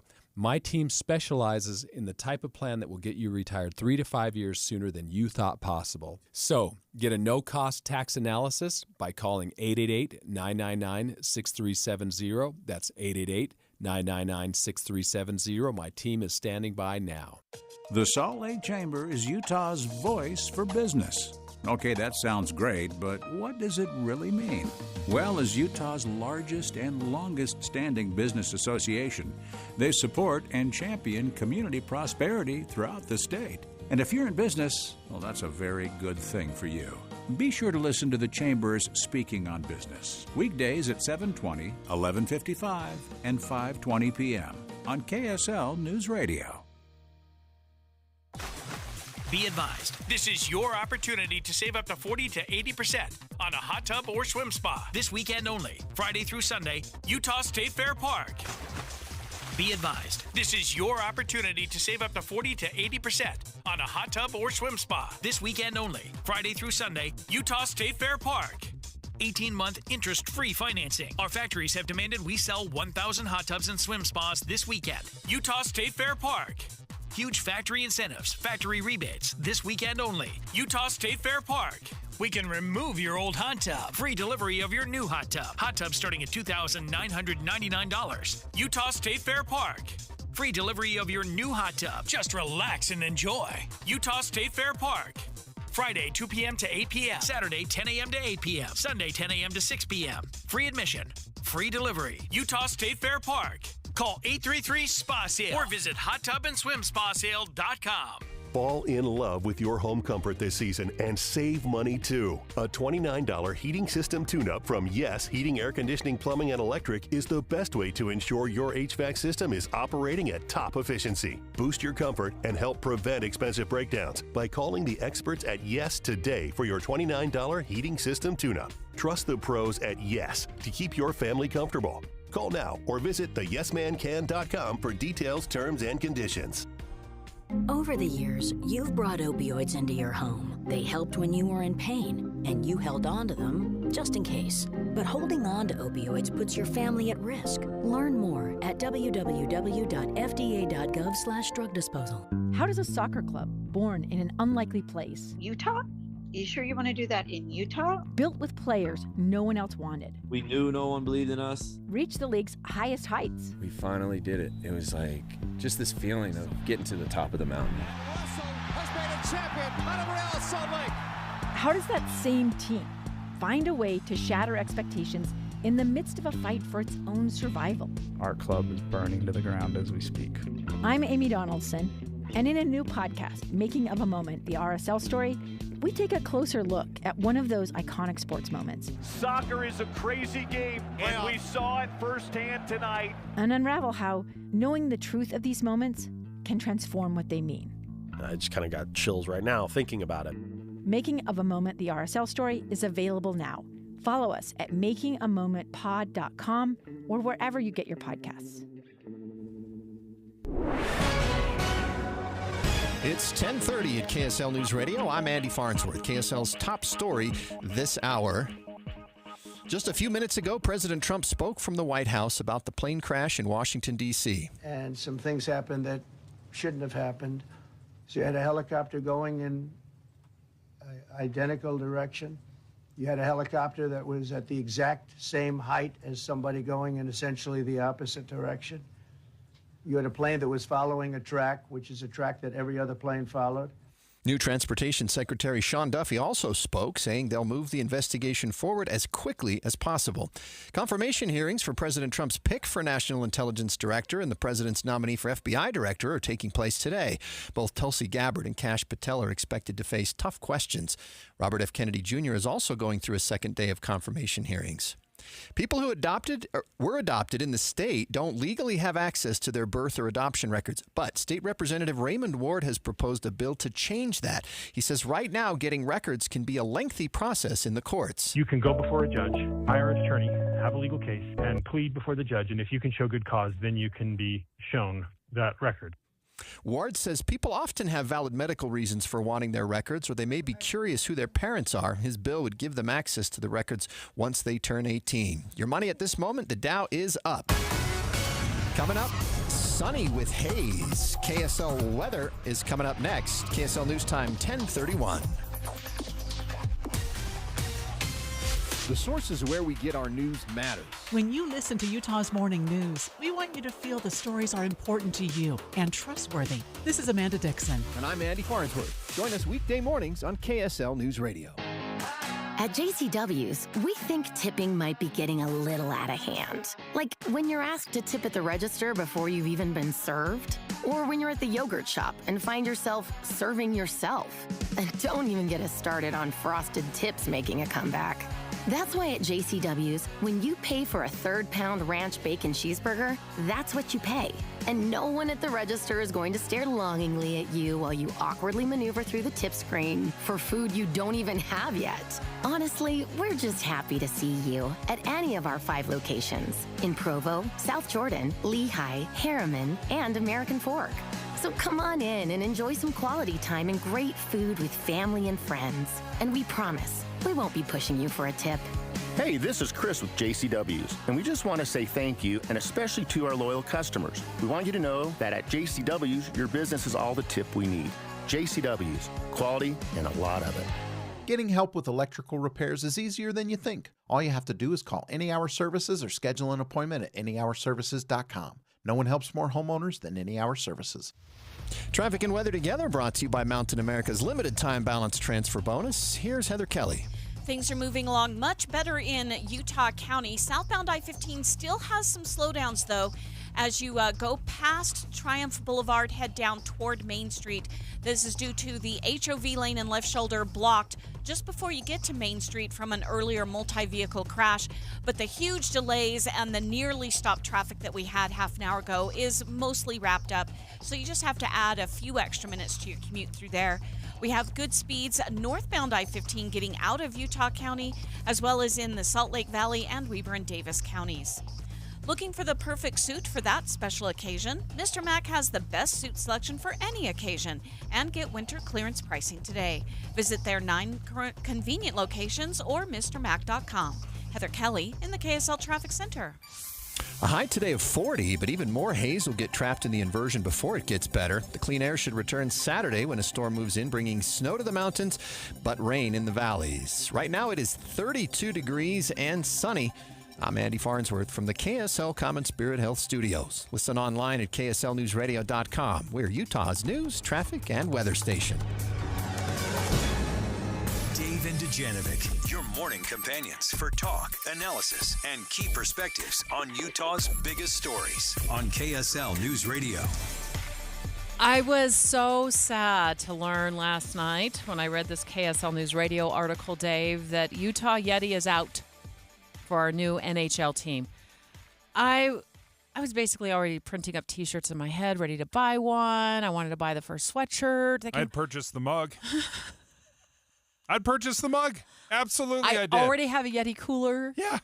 Yeah, it was a done deal. It was so exciting. It's unique. It was one of those rare names that's memorable. It's a cool mascot. Everything was on the road. The road was leading to victory, and it was so exciting. And then number one hockey guy, John Smith from the Arrow, joins us right now. John, you guaranteed us when all of a sudden, like, the trademark office has said that Yeti is not going to be available. You're like, ignore the trademark office. What do those bums know? What do they know? Yeah, no way. John, we're going to still have the Yeti. And so, John, I just wanted to let you know. Oh, wrong.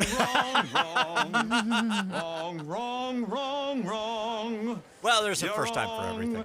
You're wrong. If our listeners are just joining us and wondering what your connection is, you're a big hockey guy.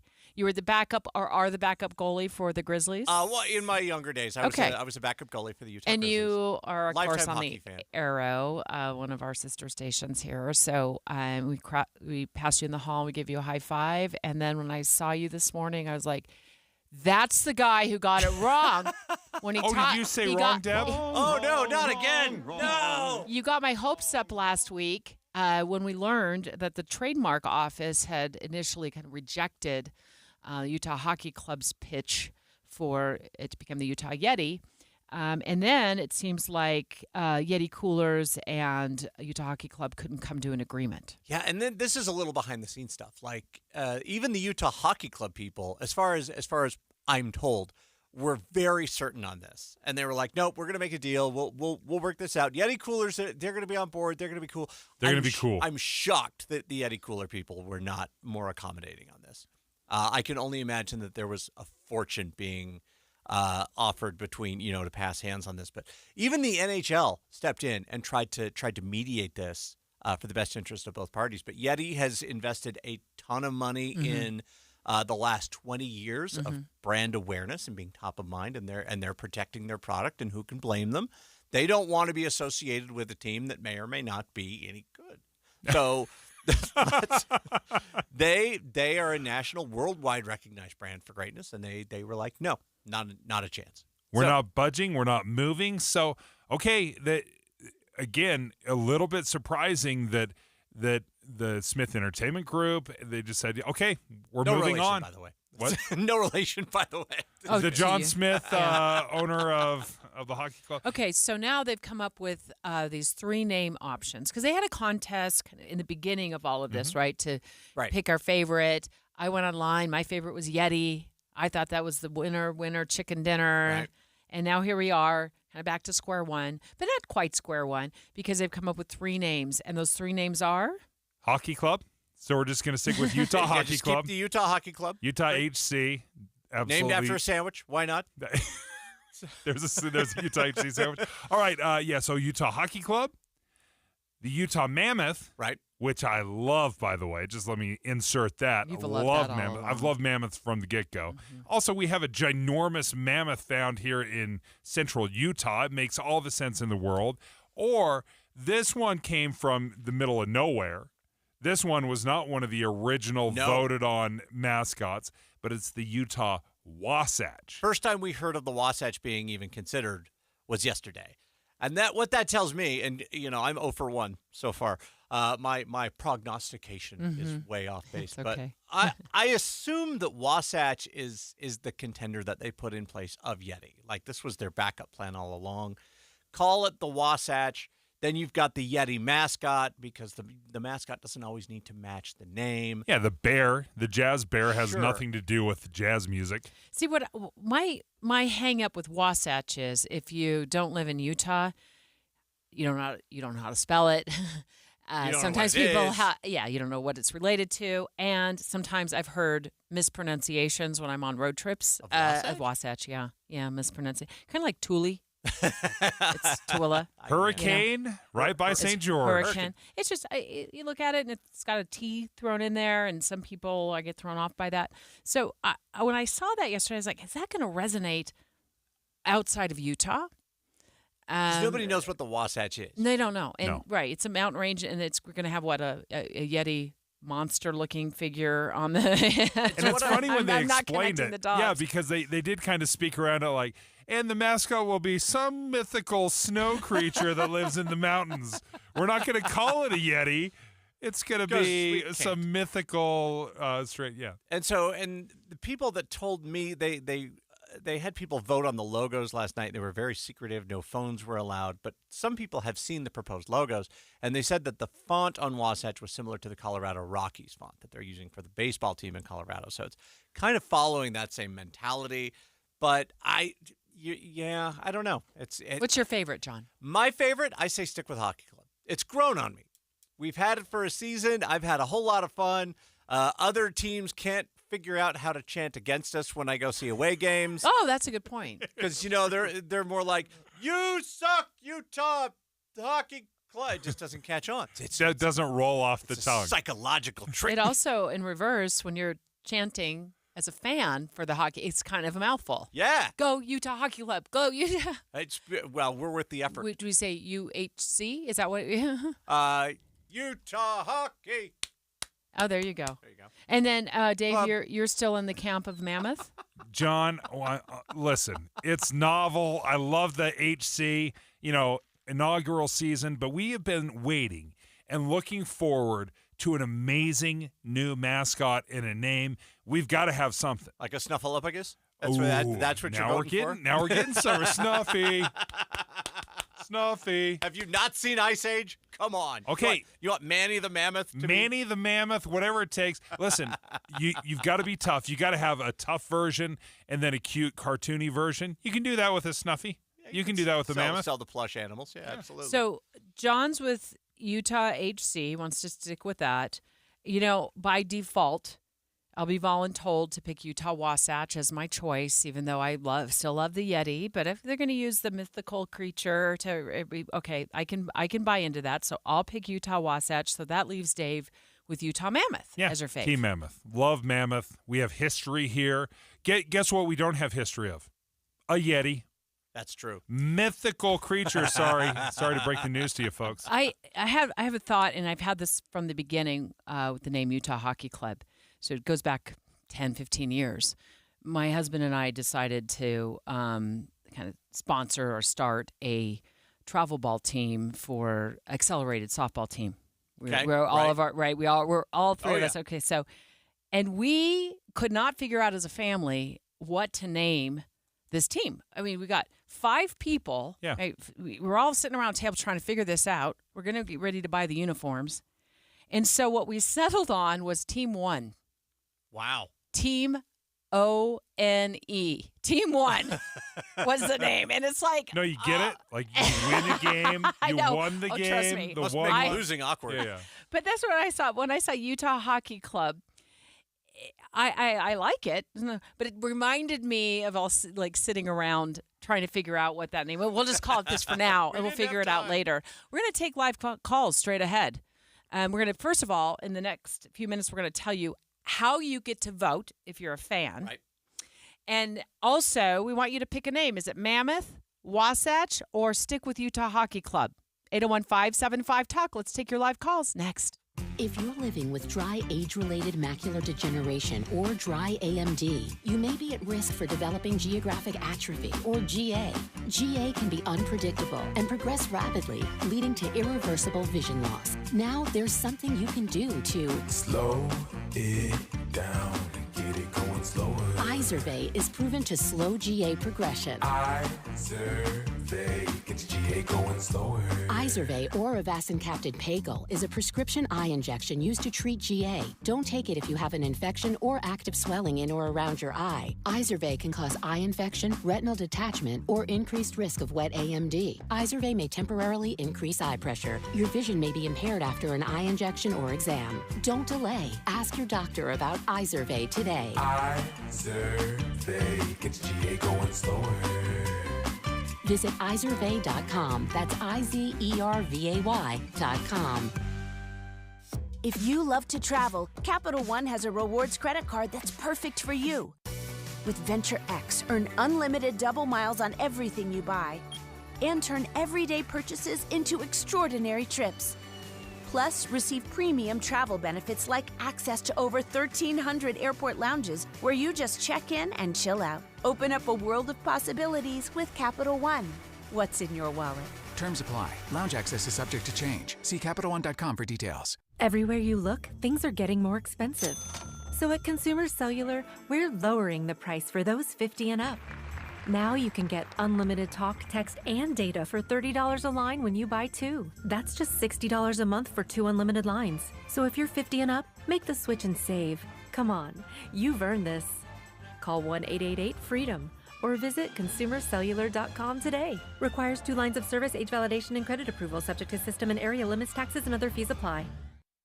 Dave and Dujanovic. Dave and Dujanovic. Which name do you want? You're not going to get Yeti. Utah Yeti is out. We're talking about our NHL team. It's still nameless. I found out last night that they weren't able to come to an agreement with Yeti coolers. They make mugs. They make, coolers. They make all kinds of things. And there was no agreement that we were able to reach regarding the trademark issue that the Utah Hockey Club butted up against. So now we're down to 3 names, and we're going to tell you in a moment how fans can vote on these 3 names. But we want you to vote right here, 801-575-TALK. Utah Mammoth is one choice. Utah Hockey Club, same name, the next choice. And the third choice is Utah Wasatch, not necessarily in that order. And the Wasatch, the idea is to take, as they described, a mythical snow creature that resides in the mountains. Not a Yeti, by the way. Not a Yeti. But some mythical Wasatch creature that may have existed at some point in time. Yeah, they're just going to they're just going to grab all the jerseys that they've already created and all the mascots and all the art and all the design, and then they're just going to be like, okay, we're not called the Yeti, we are now called the Wasatch. So it's down to these 3 choices. Dave likes Mammoth. I could not love Mammoth more than I do right now. I love Mammoth, in part because we have a history. In Fairview, Utah, you can visit the Mammoth Discovery Site. Have you gone? It's in No, but I've been watching the videos or the pictures. They look amazing. I love it how you pitch for all of us to go down there and visit the Mammoth. You haven't even been. As you do in Fairview. 801-575-TALK. Do you like Mammoth like Dave does? Are you getting used to Utah Hockey Club and like to keep that name? Or we want to go with Utah Wasatch?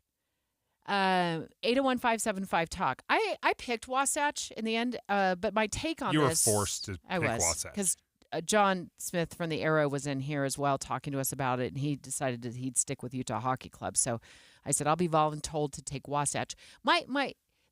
It's the Wasatch Mountains. So I think unless you live in Utah, you're not going to be really familiar with what Wasatch represents.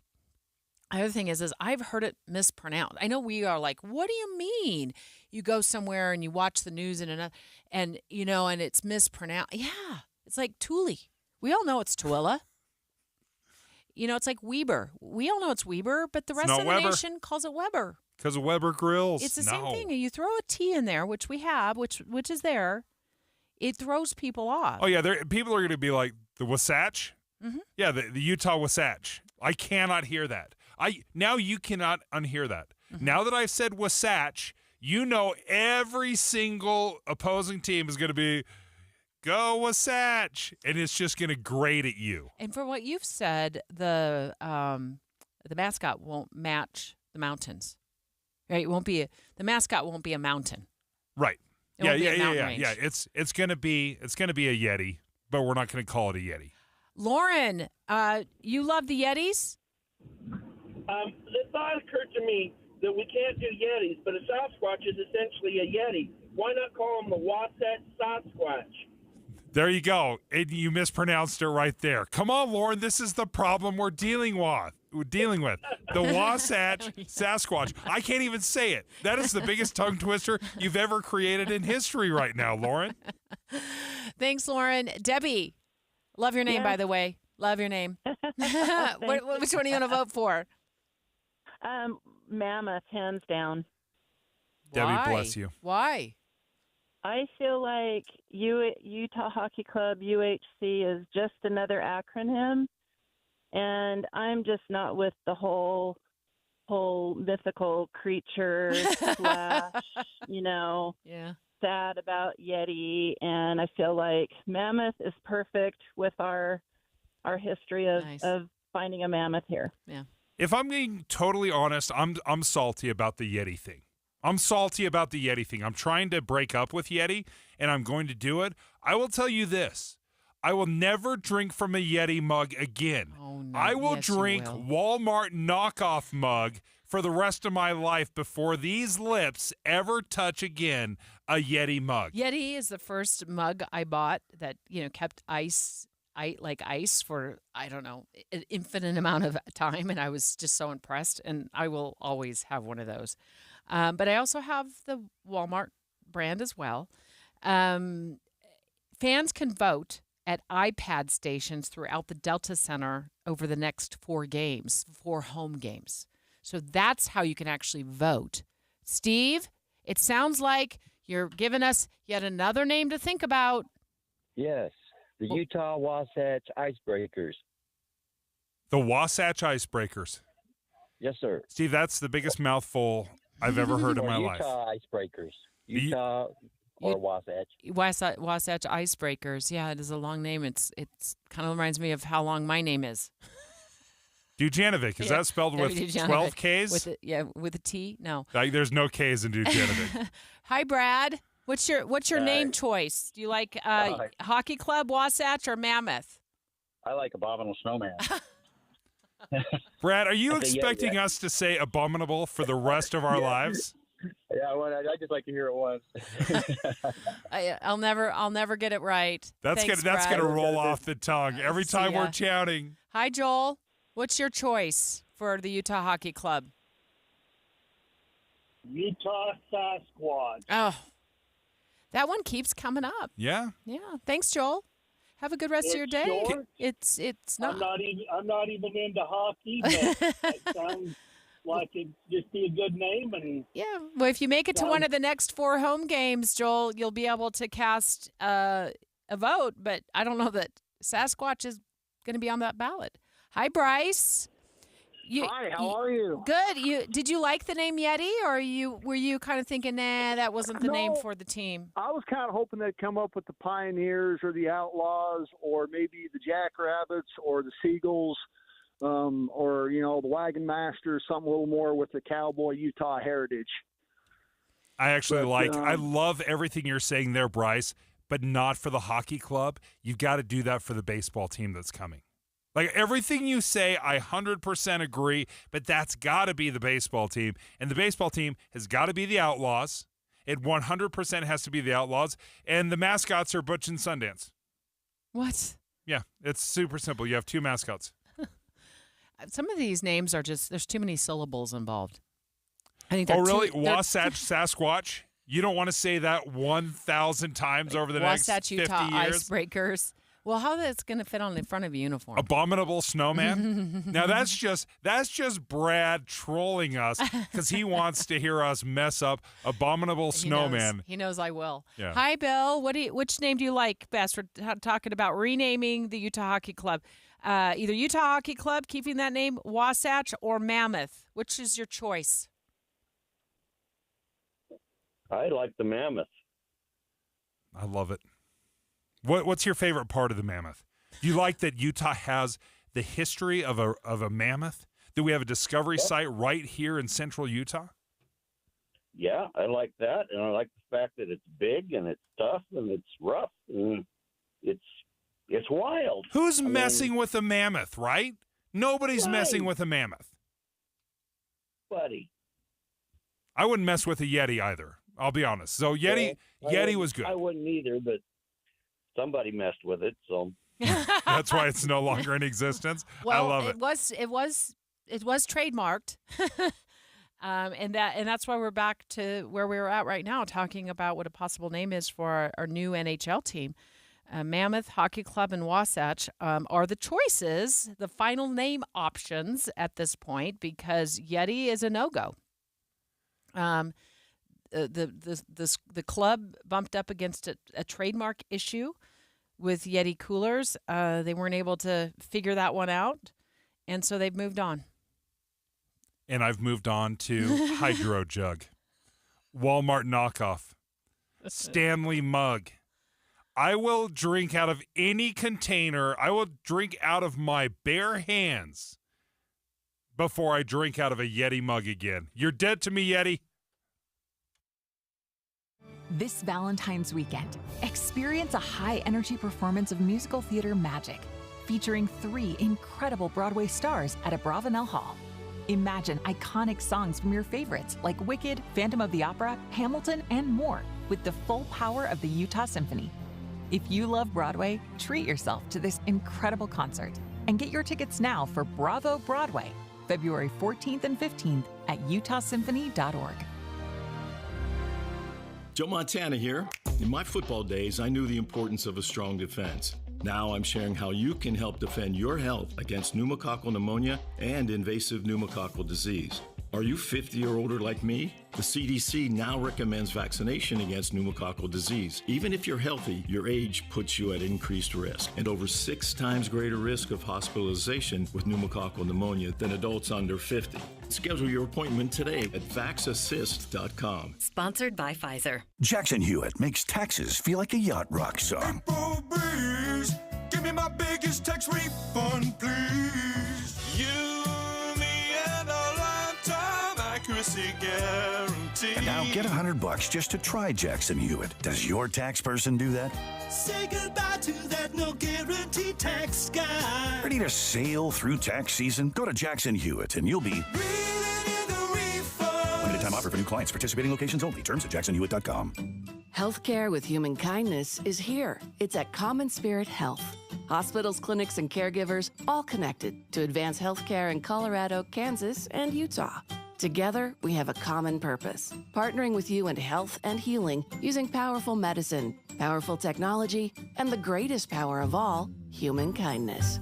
You'll know it when you see it, because human kindness is in every care site and in every caregiver. Common Spirit Health. Hello, human kindness. Mom and Dad used to argue about everything, especially about Dad's drinking. It drove me crazy. It got so bad, I couldn't do my homework. I couldn't concentrate. I absolutely refused to let any of my friends come to our house for any reason. I would have been humiliated if anyone found out how much my dad drank and how loud my mom screamed at him. My family went from totally crazy to quiet, calm, and even peaceful. The only thing that happened is my mom started going to Al-Anon family groups. Her relationship with my dad really changed. I asked Mom if she would take me to her Al-Anon meetings or to Alateen. I wanted to see if I could have a better relationship with my dad. I'm sure glad I did. Is someone's drinking troubling you? You might be surprised at what you can learn in an Al-Anon or Alateen family group from people just like you. Call 1-888-4-ALANON or go to alanon.org. Email from school about the incident today. Scary. Tell me about it. Did you have any idea that was going on? None. I mean, you saw Derek at the game last night, too. Did you have a clue? No, but you know, teachers like me, parents, we don't always know as much as you guys do. Kids hear first about what's going on with other kids. Half the time, it's rumors. It can be hard to tell sometimes, but if you're ever concerned about a friend who's having trouble with alcohol, prescription drugs, bullying, violence, anything, you need to tell an adult. Mom or me, a teacher, coach, school counselor, someone you know and trust. Dad, no kid is gonna tell an adult about that kind of stuff. I get it, but if we don't know, we can't help. Speaking up about a problem, that's what helping a friend is all about. For more information, visit underagedrinking.samhsa.gov. Jeff Kaplan. When you're online, that's sometimes a source of fourth-hand information. Somebody does the reporting. Another website Googles, they find it, they rewrite it, and by the time you read it, you know the old game telephone. But KSL is a source of primary information. We have reporters on the street. They're out in the field finding out the details. And the difference between online and KSL News Radio, night and day. Jeff Kaplan's Afternoon News, 3 to 7 on KSL News Radio.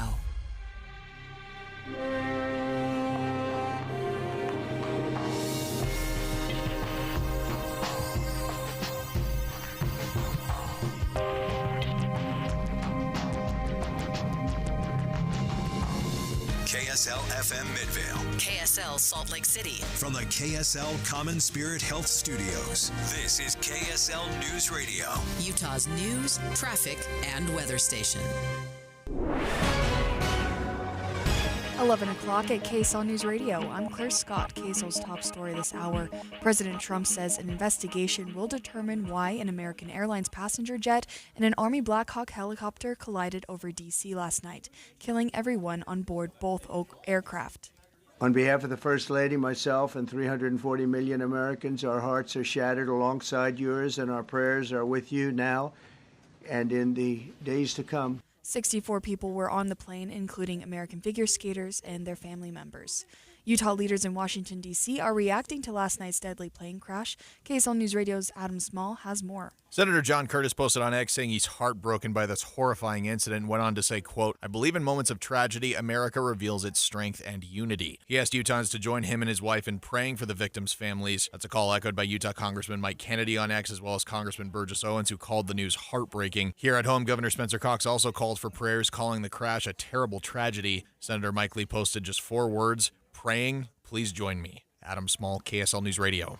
Your money at this moment, the Dow is up 127 points, the S&P up 14.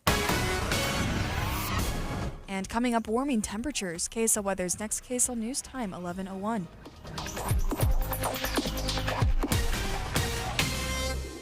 Mornings are for recharging. And they're for starting your day right. We volunteer to join you in the car. Get news and weather at 102.7 FM during the most important part of your day. Andy and Amanda, each morning between 5 and 9 on KSL News Radio. Did you know the Social Security Trust Fund is projected to run out of money in less than 10 years? Yes, 10 years. And according to Barron's, this could cost the average couple $16,500 every year in lost income. Now multiply that by 10 or 20 years, and it could easily add up to hundreds of thousands of dollars. That's why it's critical you have the right strategy to file for Social Security. Learn more in a free report, your guide to filing for Social Security in 2025 and beyond. It's from Boss Retirement Solutions. If you've saved more than $200,000 and have not filed for Social Security, get your free report now by calling 801-251-1046. 801-251-1046. That number again, 801-251-1046. Boss Retirement Solutions is not affiliated with the Social Security Administration. Paid for by government. Now is the time to fill your vault with Morgan Silver Bars. Grab your piece of America's silver legacy with this special offer. These spectacular shining silver bars featuring a crisp image of the iconic Morgan Silver Dollar, a legendary coin that has captivated collectors for generations. Call now to secure 1-ounce silver bars minted in 99.9% pure silver and made in the USA. Don't miss out on this special deal, regularly priced at $49.95, but for a limited time, only $39.95. Save $10 per silver bar. Limit of 25 bars per customer. The more you buy, the more you save. Up to $250 in savings and free shipping on every order. Plus, with qualifying orders, you'll receive a free Morgan Silver Dollar. That's a $59.95 value, free. Call 1-800-937-4707 now to secure your 1-ounce Morgan Silver Bars for only $39.95. That's 1-800-937-4707. If you've ever set New Year's resolutions before, you know how difficult it is to follow through because you have to wait to see the results. What's up, everybody? I'm Mike Wilson with Any Hour Services, and in honor of your New Year, New You resolutions, Any Hour Services is having our New Year, New System sale. From now until the end of February, Any Hour Services will give you $2,025 off a new furnace and air conditioner. And you don't have to wait to save the money. You get $2,025 off at the time of purchase. The only thing you have to do to qualify for our New Year, New System sale is call Any Hour Services and schedule a free estimate. When you call, there's no obligation to buy. Just schedule a time to meet that works best for you. Let me say that again. From now until the end of February, when you have Any Hour Services install a new furnace and air conditioner, we'll give you $2,025 off. Call Any Hour Services right now and schedule a free estimate. 801-443-7400. You can Google Any Hour Services. You can even schedule online at anyhourservices.com. No one helps more homeowners than Any Hour Services. Traffic and weather together, brought to you by Mountain America's limited time balance transfer bonus. Here's Heather Kelly. We still have a bit of delay southbound I-15 through Lehigh between 2100 North and just before Main Street. That's due to a multi-vehicle crash.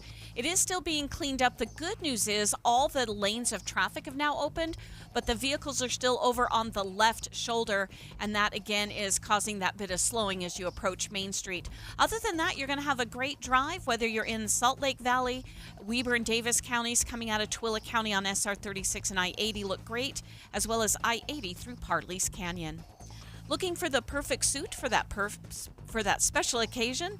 Mr. Mac has the best suit selection for any occasion, and get winter clearance pricing today. Visit their 9 convenient locations or MrMac.com. Heather Kelly in the KSL Traffic Center. A high of 40 degrees today with hazy skies. Temperatures rise over the next few days.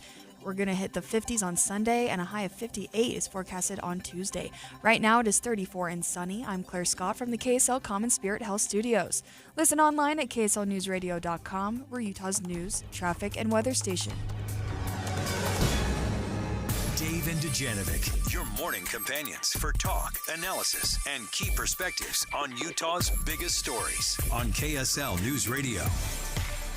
In moments like this, the differences between Americans fade to nothing compared to the bonds of affection and loyalty that unite us all, both as Americans and even as nations. We are one family, and today we are all heartbroken. We're all searching for answers.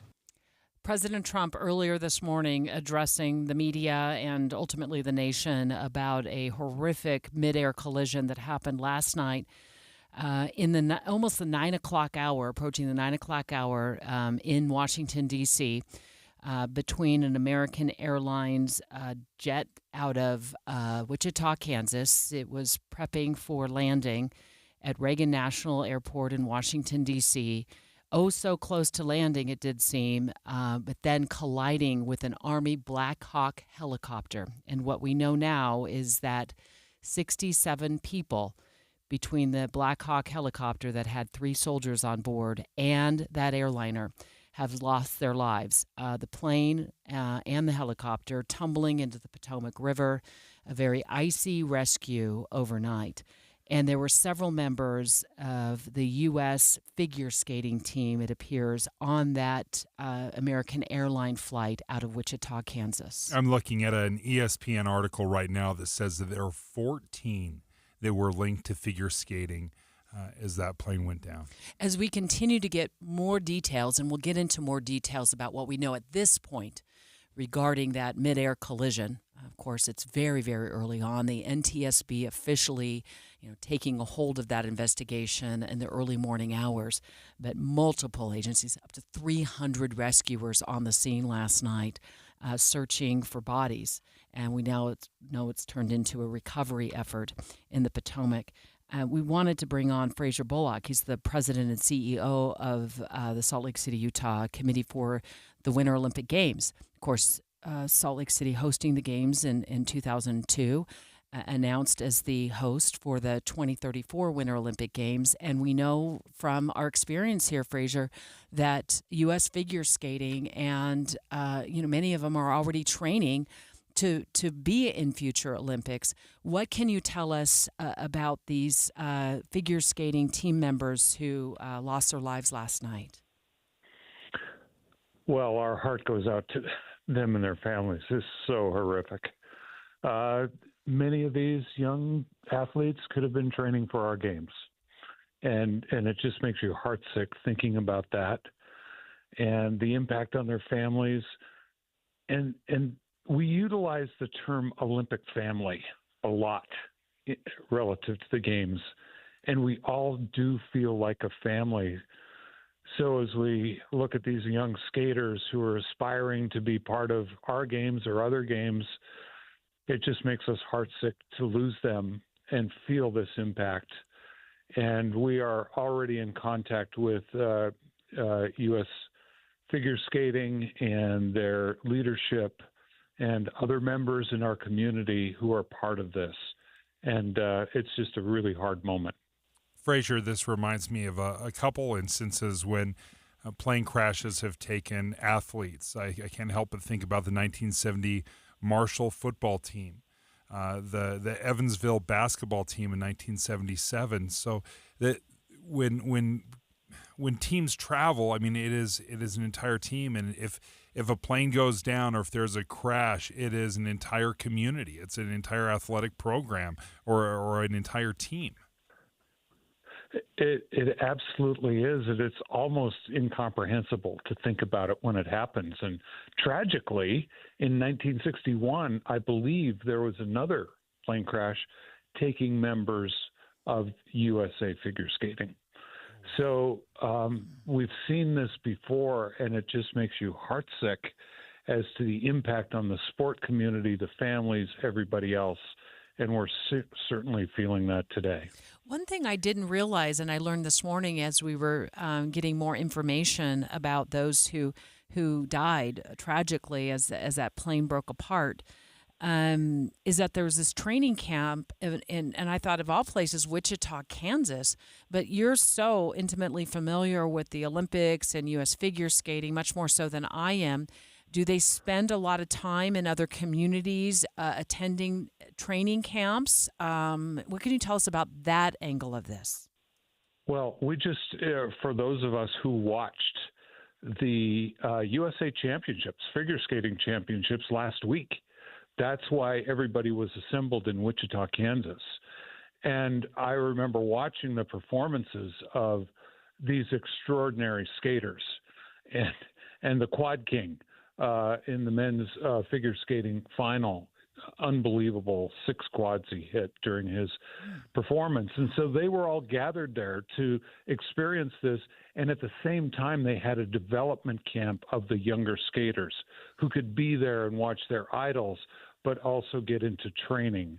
And so it was just all together a little serendipitous why everybody was together in Wichita. Do you know much about this report and President Trump confirming it earlier that there were, we understand, 2 Russian figure skaters who were on that flight as well? Do you know anything about that, Fraser, before we let you go? Yes. So they were world champions in ice dancing, and they were helping train our figure skaters. And so we lose not only the figure skaters, we lose the family members, we lose the coaches. It's just a devastating impact on our figure skating community. Well, Fraser, our thoughts are with the figure skating community. Thank you so much for joining us and taking the time. And Debbie, I had totally forgotten about this until Fraser had reminded us that it was in 1961 the entire United States figure skating team crashed in Brussels, Belgium, as they were traveling to the World Figure Skating Championships. This was in 1961. 72 people on board passed away. But yeah, we lost the entire United States figure skating championship or skating team back in 1961 as well. And we now know 14, you said, on this flight last night. I want to take CNN Live, if we can do that. I want to let our control room switch over to CNN, because right now it appears the former National Transportation Safety Board investigator is on air live with them. With CNN aviation correspondent Pete Muntean. Also with us is Michael McCormick, Associate Professor and Program Coordinator for Air Traffic Management. Thank you both for being with us. Pete, first to you. We're told that both of these aircraft were actually on standard flight patterns. Walk us through what those are and how, if those are standard flight patterns, they could have come to a collision. This is the central question of how this could possibly happen. And the airspace around National Airport here is so congested already. Runway 1 here runs north-south. That is the single busiest runway in the National Airspace System. Single busiest runway of any airport in the United States. American Flight 5342 was approaching here from the south. They were initially cleared to line up with runway 1. That's called the Mount Vernon visual approach. But the controller in the tower asked them if they could accept a circle to land, that's this procedure, to runway 33. So coming out over Prince George's County, Maryland, on the east side of the Potomac to line up with runway 33. You can see the conflict that is building here, the bad recipe in the making. This helicopter from the Army was flying on what is known as Route 4. That is a route that goes down the Potomac River for helicopters flying at low altitude, essentially a special corridor for government and military helicopters. If you've spent any time in Washington, you know that sometimes the helicopter traffic here can sound like a scene out of Apocalypse Now. It is nearly constant. And so this helicopter was flying down at low altitude, and we heard Secretary Hegseth say earlier that this was an elevation issue. I think the thing that may be really want to be looked at is if this was mostly a course issue. The fact that this corridor the helicopter was flying on is so close to the flight path, this arcing flight path for flights that get the clearance to land on runway 33. This is a procedure commonly used by controllers in the tower at National Airport to keep up the pace of arrivals. Only smaller airplanes like that regional jet can land on this slightly shorter runway here. Runway, yeah. So it's just a little bit shorter than runway 1. That's the main runway. And so they can keep the pace of things up. Again, busiest runway in the U.S. They sometimes have to use this sort of auxiliary runway to keep things pushing in. And this will really be the focus, I think. This is the big question now that many people in aviation are asking. Why are these flight paths able to be so close together? And that is part of and that is a question, Dave, that you raised earlier when we were listening to President Trump brief the media on this. Like, why were these two aircraft so close together? The Army Black Hawk on a training mission at night, and then the American Airlines jet carrying 64 people on approach to Reagan National. And as we were listening to that analysis from CNN, it sounds like this was a routine flight path, and it was the deviations and the elevation levels that caused this tragedy. I want to go live now to Cami Mondro. She's a congressional correspondent back in Washington, D.C. She works with our partners here at the Deseret News. Good morning, Cami. Hey, how are you? I guess it's good afternoon, D.C. time. What can you tell us in terms of briefings of Congress and what's been going on today in Washington, D.C.? Absolutely. So we know that some congressional leaders, like House Speaker Mike Johnson, said that he was briefed on it this morning. So we know that lawmakers are starting to get a little bit of information. The House Transportation Committee is expected to get a briefing from the Federal Aviation Administration later this afternoon. But it seems that, there are a lot of questions, on how this happened, how can we stop it from happening again? But it seems that there aren't many answers yet. It was interesting as we were listening to President Trump. He was very clear. He said the helicopter was in the wrong place at the wrong time. So it seems like he was pinning the blame on the helicopter. And then a second person that he blamed or people that he blamed was the air traffic controllers. What are you hearing? Right. And so, Trump just seemed to, go on a wide breadth of where he wanted to place some blame. There's some blame that he placed in the previous administration. And so it's really not clear on, what exactly happened there. As you said, the American Airlines flights seem to be following the path that it typically takes when it's going to be landing at the Ronald Reagan National Airport. And so a lot of questions have seemed to be on, why was that helicopter there? Why wasn't it on the radars? It seemed like it had been gone dark while it was flying so that the airplane wasn't really sure it was there. So there are a lot of questions on, how the two paths intersected. Cami, since you're back in D.C. and we've heard so much about, this is, one of the most probably busiest airspaces in the nation. And I would imagine technically as well, there are constantly, concerns about, too many planes coming in with helicopters and training, and it's understandable. I mean, it's our nation's capital, so the military and, the national security force have to be, very careful to make sure they're keeping things secure and they're being trained to keep things secure. But I'm wondering what you notice as somebody who works back there and has been back there. Do you see a lot of choppers interacting close to aircraft around Reagan or around Dulles? That's been the biggest question is that, especially just living here in the city, you don't see helicopters like that flying over the Potomac very often. I think that a lot of that, routine training, as they said, doesn't really happen, while there are so many planes flying around. But you're absolutely correct. That is the main concern, especially for lawmakers here, because that is the main airport that a lot of them fly into when they're coming back and forth from their states. And so there are tons of planes flying in and out all the time. I mean, I had flown in at that airport in the same kind of route just an hour before, so it's a very busy airport, very busy airspace. So it's just curious that, that was able to happen and no one was able to see it coming. Well, we appreciate you taking the time to join us. Cami Mondo from the Deseret News joins the Deseret News. So thank you for your insight on this. Dave, let's just... Dave and Dujanovic, special coverage of the top national story. Continue to update our listeners on what we know about the biggest story in the nation right now. 67 people feared dead, most likely dead according to search and rescue personnel back at looking for individual survivors in the Potomac River have not been able to do so. What stands out to you as some of the most important details that we've learned throughout the morning regarding this mid-air collision last night in Washington, D.C.? So I've spoken to an air traffic controller, and I've even texted with one this morning to just get some of the initial reactions to this. And although he doesn't know specifically about what went on in this case, he has described to me in the past this is largely an elevation issue when it comes to collisions, because a lot of the flight paths are very consistent. And what an air traffic controller will do, oftentimes, if you have multiple aircraft coming into an airport, then what they will do is, he describes it as, they will stack on top of each other. So they will be flying in a circle pattern, you at 1,000 feet, you at 2,000, 3,000. So you'll have multiple aircraft in the area, but what is most crucial is the elevation, and you've got to get the elevation right.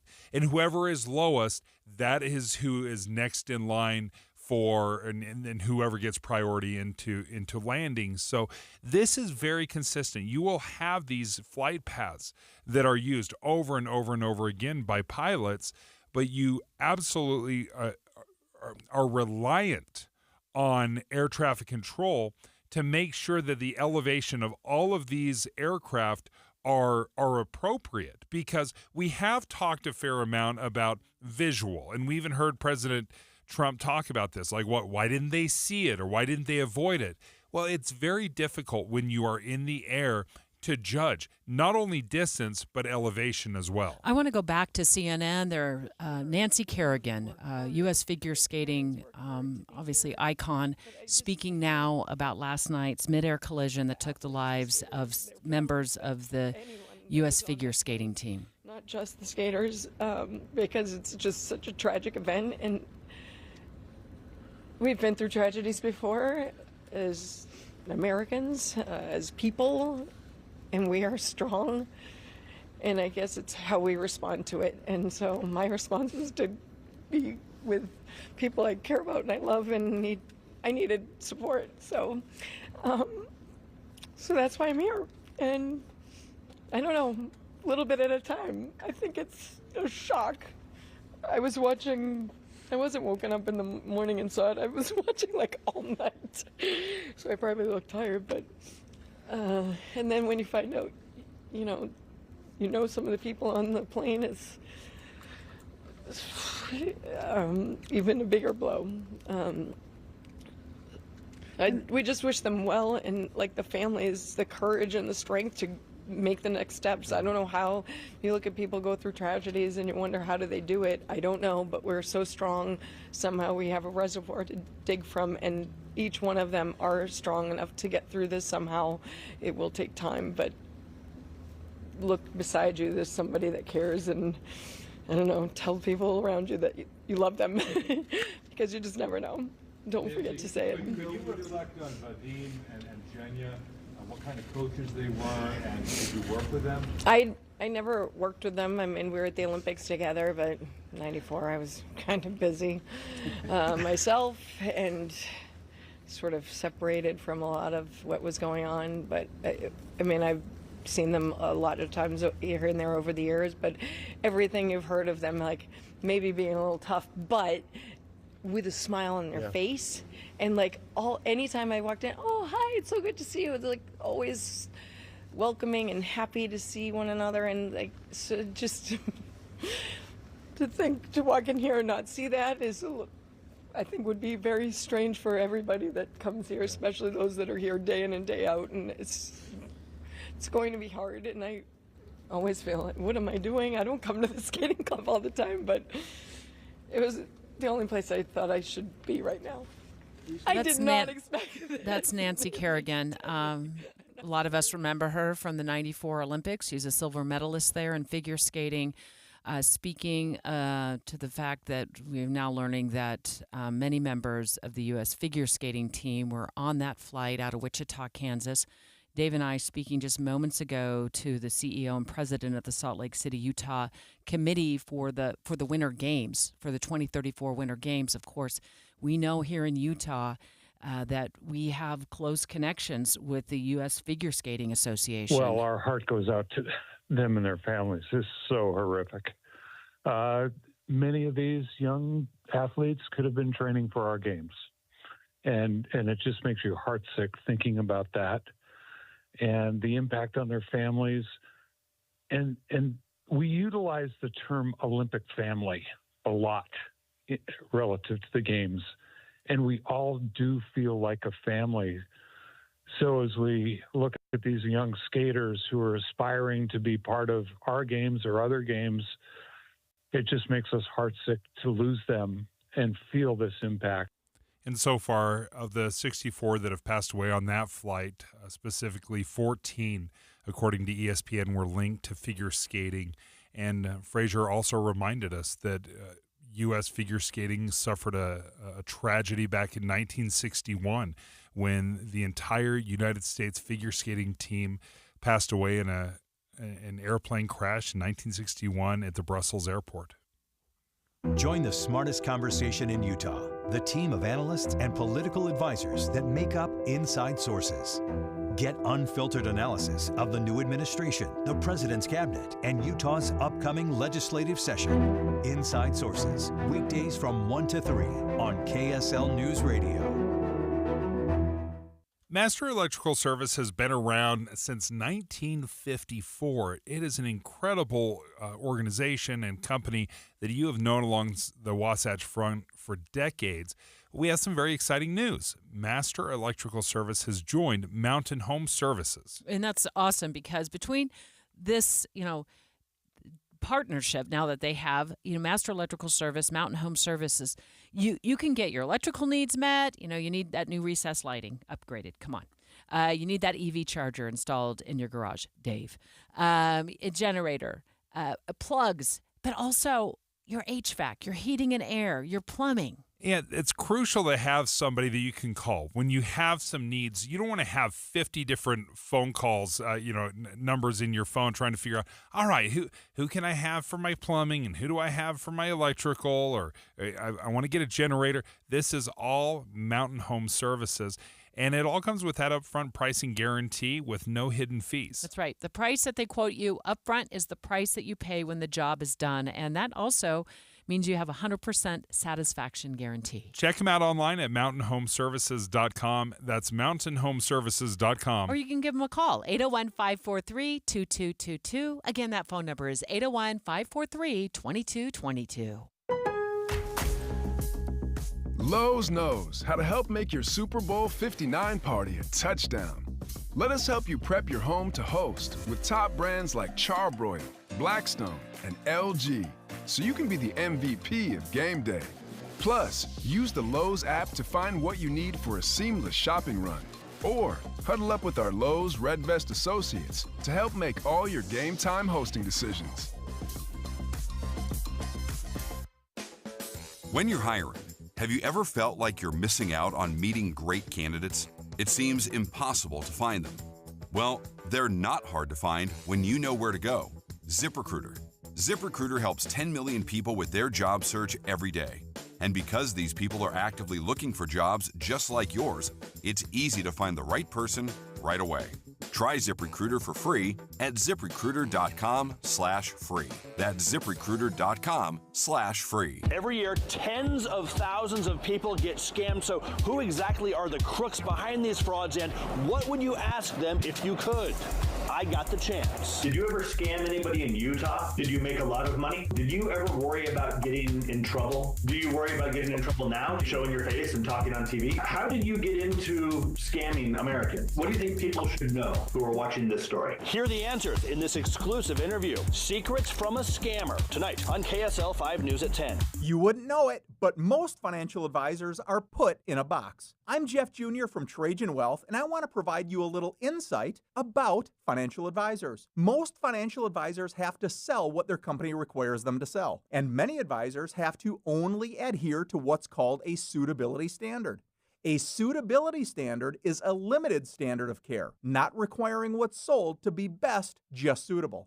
Advisors with this loose standard often have limited investment and product selection. Trajan Wealth is held to a fiduciary standard, which is the highest standard of care in the advisory business. And that's just one of the many reasons we have billions of dollars under our care and attract clients from other advisors. Raise your standards today and call Trajan Wealth. Call 801-899-7600. That's 801-899-7600.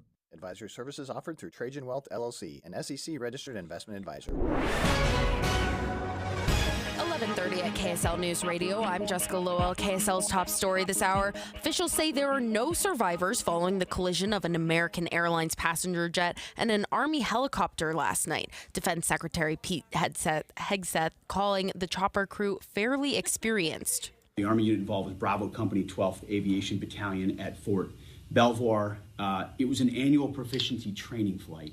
Hegseth says a Pentagon team is in D.C. investigating what happened. News Nation host Leland Vittert saw the direct aftermath of the plane crash because his home overlooks the Potomac River, about 200 yards from where the collision took place. A mid-air collision like this is the one thing that should never happen, especially on a night where it was perfectly clear. There was a little wind, but not much. There were no clouds. It was a perfect night for flying. He tells Utah's Morning News the gravity of the situation hit him when he saw as many as 100 ambulances show up to transport people, and then they all left one by one empty. Your money at this moment: Dow up 229 points, S&P has gained 23, the NASDAQ down 11. Coming up, storms before it warms. KSL weather is next. KSL News Time, 11:02. A reminder about the simplest way to get updated for your day. Hit your KSL preset when you jump in the car, and we'll take care of the rest. Hear key news updates and traffic reports. Andy and Amanda from 5 to 9 in your car. KSL News Radio at 102.7 FM. Be advised, this is your opportunity to save up to 40 to 80% on a hot tub or swim spa. This weekend only, Friday through Sunday, Utah State Fair Park. Be advised, this is your opportunity to save up to 40 to 80% on a hot tub or swim spa. This weekend only, Friday through Sunday, Utah State Fair Park. 18-month interest-free financing. Our factories have demanded we sell 1,000 hot tubs and swim spas this weekend. Utah State Fair Park. Huge factory incentives, factory rebates, this weekend only. Utah State Fair Park. We can remove your old hot tub. Free delivery of your new hot tub. Hot tub starting at $2,999. Utah State Fair Park. Free delivery of your new hot tub. Just relax and enjoy. Utah State Fair Park. Friday, 2 p.m. to 8 p.m. Saturday, 10 a.m. to 8 p.m. Sunday, 10 a.m. to 6 p.m. Free admission. Free delivery. Utah State Fair Park. Call 833-SPA-SALE or visit hottubandSwimSpaSale.com. Getting help with plumbing repairs is easier than you think. All you have to do is call Any Hour Services or schedule an appointment at anyhourservices.com. No one helps more homeowners than Any Hour Services. Traffic and weather together brought to you by Mountain America's limited time balance transfer bonus. Here's Ricky Meese. Well, for those in Utah County, we still have the final cleanup of this crash in Lehigh, but it's out of traffic over to the left shoulder near 12th North, not causing any delays. Visit the boat show January 30th through February 2nd at Mountain America Expo Center in Sandy. This is your opportunity to shop, compare, and buy the boat of your dreams. Visit UtahBoatShow.com. Ricky Meese in the KSL Traffic Center. Sunshine today, clouds move in tomorrow. We could have some valley rain by Saturday that will continue through the weekend. By next week, highs in the upper 50s. Right now, it is 36 degrees and partly cloudy. I'm Jessica Lowell from the KSL Common Spirit Health Studios. Listen online at KSLNewsRadio.com. We're Utah's news, traffic, and weather station. Dave and Dujanovic, your morning companions for talk, analysis, and key perspectives on Utah's biggest stories on KSL News Radio. Eye on the Hill 2025. Special coverage with Dave and Dujanovic. How does this one hit you, Dave? A Utah lawmaker wants to make Election Day a state holiday. So the first Tuesday in November would become a state holiday. This is an amazing idea 15 years ago. I mean, this is an absolutely incredible idea. A big old standing ovation until we had ballots in the mail. So my mind went to, it's funny that you went so retro on this because my mind went to, do I get a paid holiday for that? Do I get the day off? Do I get double time if I come in and work? There you go. I get twice the pay on Election Day. I mean, it's so funny how we all think of different things when we hear about these new proposals on Capitol Hill. This one is being sponsored or floated by Representative Ryan Wilcox. Thought it'd be cool to have Andy Cupp, our producer of Inside Sources, join us to walk us through what you know about this. And my understanding is you're going to get the representative on the air during your show today. That is correct. Yeah, Ryan Wilcox will join Inside Sources at 1:50 this afternoon. Okay. So if you want to hear more, we're going to ask him these questions on awesome. Why now? What's the motivation? Where were you 15 years ago? All of these questions we will ask him and get some clarification on. But I mean, the bill itself is very straightforward, very simple. It establishes the first Tuesday after the first Monday in November as a state holiday called Election Day. Please tell me they said the first Tuesday after the first Monday. Please tell me they said that. Yes, the first Tuesday after the first Monday. I think that's how it works federally, too, is that's how it's outlined, is the first Tuesday after the first Monday. But yeah, I mean, one of the questions that I have with this is, okay, if this becomes a state holiday, what about for the private organizations? I mean, when you get to the state holiday things, like we have Pioneer Day as a state holiday, doesn't really exist outside of Utah. Right. It wasn't a federal holiday, so when I worked for the federal government, we didn't automatically have Pioneer Day off. Exactly. We'd have to take it off for you as still a get the vacation mail day. and whatnot. Yeah. And that's a very interesting way to look at state holidays that actually have standing, some oomph behind them. And I'm curious if this would be like that, or if this would just be kind of like it's already a federal day. It's federally designated. What would it do? more than that. Does this? So would I guess some of the questions you'd be asking? Who's hosting today? Andy? Today we have Aaron Ryder and guest host Jason Perry from the Hinckley Institute. Oh yeah, Jason and Aaron. Okay, if they want to ask, I wonder is there a fiscal note on this for state employees? So if state employees have the day off, or are they giving up another holiday? I don't know what that would be. In order to gain this as a holiday, or is this just an extra holiday for state workers to add to the calendar? And what if they vote early? Or they vote. You still get it off? They drop. Yeah, they drop their ballot off. Is it? What's your sense of this so far, Andy? By the way, talking to Andy Cupp, producer of Inside Sources. Every day right here on KSL News Radio from 1 to 3 about this proposal by Representative Ryan Wilcox to make Election Day in November a state holiday. So what's your sense on like the why behind it, or how, do you have to wait to go stand in line to vote to take it as a holiday, or is there any sort of stipulations there? Well, and that's an interesting thing, especially if you think about where was this 15 years ago. Nowadays we have mail-in voting has become very popular, but it is also very controversial. We know that there are several bills up at the state legislature right now discussing mail-in voting and ways to change that and make it more secure, X, Y, and Z. So with this one, I think a lot of the motivation, and we'll clarify, this is just kind of my thoughts, we'll clarify with the representative. I think it might be kind of this way of getting people back to the physical ballot box, because that has been a thing, and this has been discussed on a national level for years. Why isn't it a federal holiday? We're one of only a few Western countries that don't have it either on the weekend or as a federal holiday. So, okay, why don't we? And I think part of the motivation for moving it to there is to get people to the ballot box physically there. Because the polls. Yeah, get them to the polls, because you're going to have to stand in line, sure, and that's going to dissuade people, a lot of people who don't have time. And so this might be one of those motivations to get people to physically go to the ballot box, cast their ballot, knowing that they have the day off. But then that's where it comes into the question of, well, sure, if you're a state employee, you get the day off, but what about everyone else? Would he mandate that? I don't think he could he? I don't know. We're going to have to ask him that question. Yeah, it's a great question. I mean, in some states like California, for instance, they don't have it as a state holiday, but workers can't be docked any pay for taking time off to vote. So that's kind of their way of doing it, of you can't, if you're an hourly employee, you can't not be paid because you're going to vote. So would this take care of that, or would there be a similar exemption for people who aren't employed by the state? I don't know. Do other states do this? Actually, I was surprised by this. There are about 13 states or so that offer some kind of an election day holiday.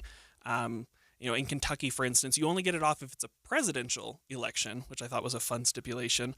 In New Mexico, you're allowed 2 hours of, I guess, a state holiday. And then New York and California, like I'd mentioned, they just you can't be docked for taking that time. But, I mean, it's an interesting point, too. If this is becoming a thing state by state by state, then why isn't it a federal thing? Yeah. And it was interesting, as I was kind of building out this segment and looking at some of the data, the Pew Research Center found in, I think this was 2018, 71% of Democrats and Democratic-leaning independents and 59% of Republicans and Republican-leaning independents say they would support making Election Day a national holiday. So is this just kind of the step? We're going to get enough states involved in this that then might it make sense Congress to make will actually do something? Well, that would be interesting because, we know that I think the preference, at least for decades, years, hundreds of years, has been that D.C. leaves it up to the states and how to run elections, right? I mean, we know that Election Day is on the first Tuesday of November. I mean, that's true across the United States. But when it comes to how states run elections, what's made it so secure and so many levels is that each state kind of does it the way they see fit for their particular state. Does this, at this point, I'm sure you're going to ask Representative Ryan Wilcox this, does this seem to have any traction on Capitol Hill? I'm not entirely sure. We'll ask him, but the actual language of the bill was just introduced, 2 days ago. Oh. So it as far as I know, it's still in committee. And we'll see kind of where it goes from there. But I'm looking at our text line, and a few people have questions. One of them, would school be out for students? That's a fantastic question, because if you're a teacher, you get the state holidays off, but somebody needs to be there with the class. So yeah, are we just going to give students an extra day off? That's a fantastic question. We'll ask him. And you've got some seniors in high school that turned 18 that are totally eligible to vote as well.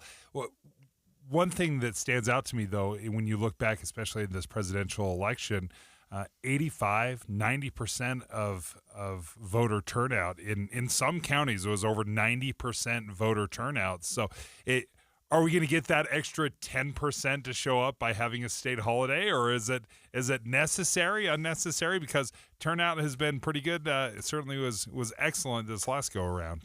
Andy, we'll look forward to your show. Remind us what time that Representatives is joining. 1:50 p.m. Okay. And it's with Jason and Aaron today on Inside Sources. They're hosting. Yep.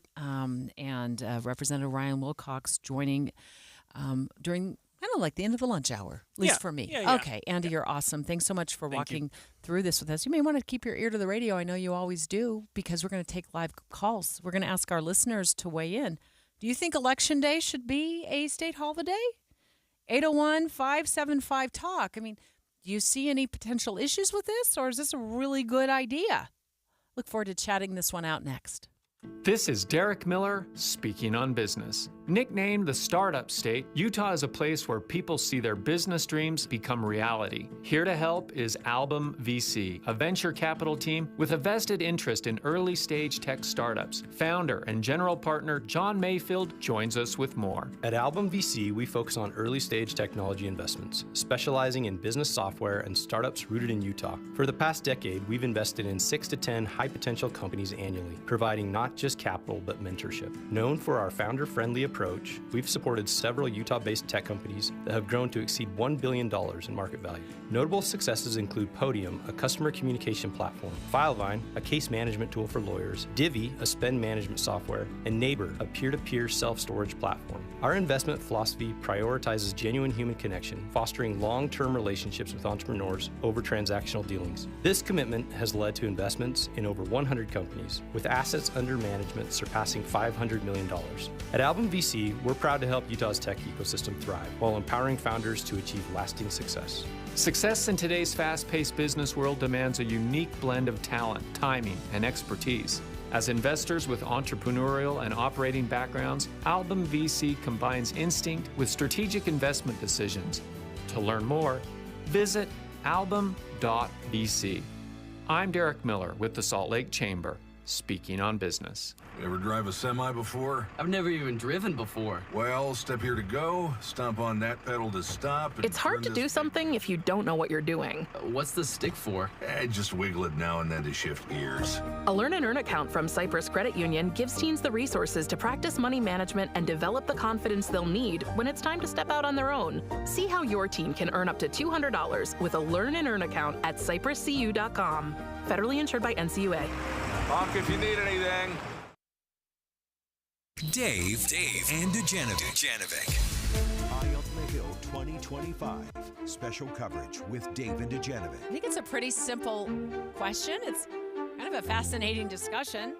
Never really thought of having Election Day as a state holiday, but a Utah lawmaker's thought of that, and he's unveiled legislation that he's going to talk with our Inside Sources hosts about late in the 1 o'clock hour today. But we're talking about it right now with our listeners. 801-575-TALK. Would you like to see a state holiday on Election Day?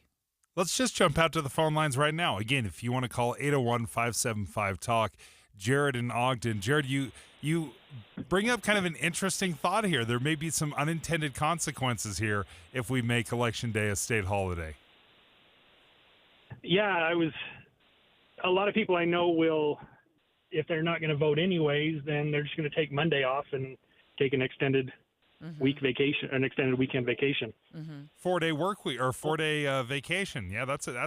What I need to know, Jared, that's a good point. What I need to know is if you've already, you get your ballot by mail, you've filled it out, you've dropped it off at a ballot box. Do we really need a state holiday for that Tuesday, first Tuesday, or is this, what is this?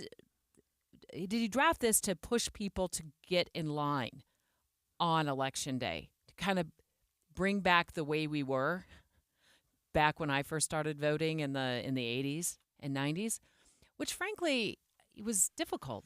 Just I never knew if I was going to be in town because of my job on Election Day. Never knew. There's no way to know that. Yeah. I'm a news reporter.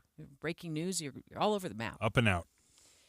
Or how much time I would have in between interviews or to go stand in line. So I, for one, really appreciated when we went to a mail system for balloting. And I know that we've talked earlier this month about could there be changes in terms of how we return our ballots. And lawmakers are considering that. Will it just be that you can drop it off at a polling location or at a ballot box and no more using the U.S. mail, which is how I return my ballots and have for years. But having that ballot on the kitchen table to look over it for a couple of, for a week or two or whatever it is, I think it's been helpful. And then at my, when I'm here and when I'm around, I can just drive it over to the ballot box. Now, if it's a state holiday, I think there's another good question we have to ask, and this came in on our text line. Will kids be out of school that day? What does that look like for taxpayers? Like, what's the fiscal note on that? Because if you're paying teachers or you're paying state workers, and this might not apply to private industry, and it might not apply to federal workers. Right. So I'm not. Where are we getting with this? Yeah, we have a state holiday, the July 24th, right? Pioneer Day, we celebrate that. No one else recognizes it. So would this matter? My big question is, would this increase turnout? Because if you look back, we had 1.5 million Utahns vote in the 2024 general election. That's 85% of the registered there you go. Folks out there. So It'll increase turnout at Disneyland for the 4-day. That's what I'm thinking. Potentially. How hilarious would that be if it actually went the other way and it actually it tanked? If Jared's prediction is right, I mean, doesn't it makes for a 4.5-day holiday, potentially. But that's a question that I'm sure Representative Ryan Wilcox will address when he calls the show during Inside Sources. Hi, Lisa. It sounds like you're not in love with this idea. No. And I used to be a government employee. I worked for a city, and my sister still is as a county employee. Anyhow, but there's no reason for it. And most people are not state employees, and so therefore it filters down to usually the counties and the cities. But the hospital workers wouldn't get it off. I mean, as I already said, it's not needed. And people, if they want to vote in person, they can. But my afraid is that they're doing it in response for the bill the week before that, or a couple weeks ago that you guys talked about, having to show ID to come vote in person with your mail-in ballot, and then you'll have to opt in to send it in the mail. Yeah. I'm against that too. They're making it harder and harder for people to vote. And everybody thought they had to vote in person on Election Day because this last presidential election, because they wanted to vote in person. And then look how that just made a mess of everything. There's no reason for it. And my question is, I thought there used to be a law when I worked in HR years ago, and I thought there was a law, unless our company just did it, our agency where I worked, we just gave people time off to vote. And there was even mail-in voting then. Yeah, I know where you're going with that. And we could get the D2 research department on that in the final few minutes of the show, where you have to give employees time off. I don't know where that law stands. I don't know where that law stands. It's because I vote at my convenience now, so I haven't paid attention to whether what the law says in terms of giving people time off to go vote these days. I don't know. And I think it is a really valid question 15 years ago when we all had to show up en masse at our polling center, and then we would check in, get our names, get our ballot, vote in the booth. Like, there was backups. There were huge lines. There were hour-long lines, several hours where you were in line. So it would make sense to me if you made that a federal holiday or a state holiday where people could spread out their voting throughout the day and it doesn't just all hit at 5 o'clock after everybody gets off. That makes a lot of sense years ago. Right now, you saw tens of millions of ballots being cast within the first week of mail-in ballots. Across the country. Yeah. I mean, people were getting their ballot, immediately voting, and sending it in weeks before the general election. We had one caller said, told our producer, didn't want to go on air, but did have a take in favor. It sounds like in favor of this, said they have this holiday in Peru when she lived there, and it worked. No problems. It helped make people aware. I would agree that it makes people aware if we weren't already showing up at 85, 90%. Now, if you talk about a municipal election where you're voting for your mayor, your city council member, then maybe people aren't showing up to that degree. But if you give them the day off, there's no guarantee that people are going to show up and be engaged in those smaller elections. Obviously, with presidential elections, there's a lot more interest. So the representative sponsoring the legislation going to be joining Inside Sources later in the 1 o'clock hour of the show. Here's another question that we'll ask Andy, our producer of Inside Sources, who was in studio with us walking us through this legislation, at least what we know about it so far, that we'll add to the list. This listener on our text line, Dave, says, since those who are counting votes are state and county employees, do they get holiday pay? Double pay. That's usually what holiday pay is. It's double pay. I think that's an important question to ask. I keep going back to the fiscal note. You got to ask, is there some funding that's going to have to come along with that in order to compensate employees who don't get the day off because they are crucial to counting ballots and verifying ballots and being at polling places on that day. Yeah, it's going to be an interesting conversation, I think. I look forward to that at Inside Sources at 1:50. They're going to talk to the lawmaker that has proposed this.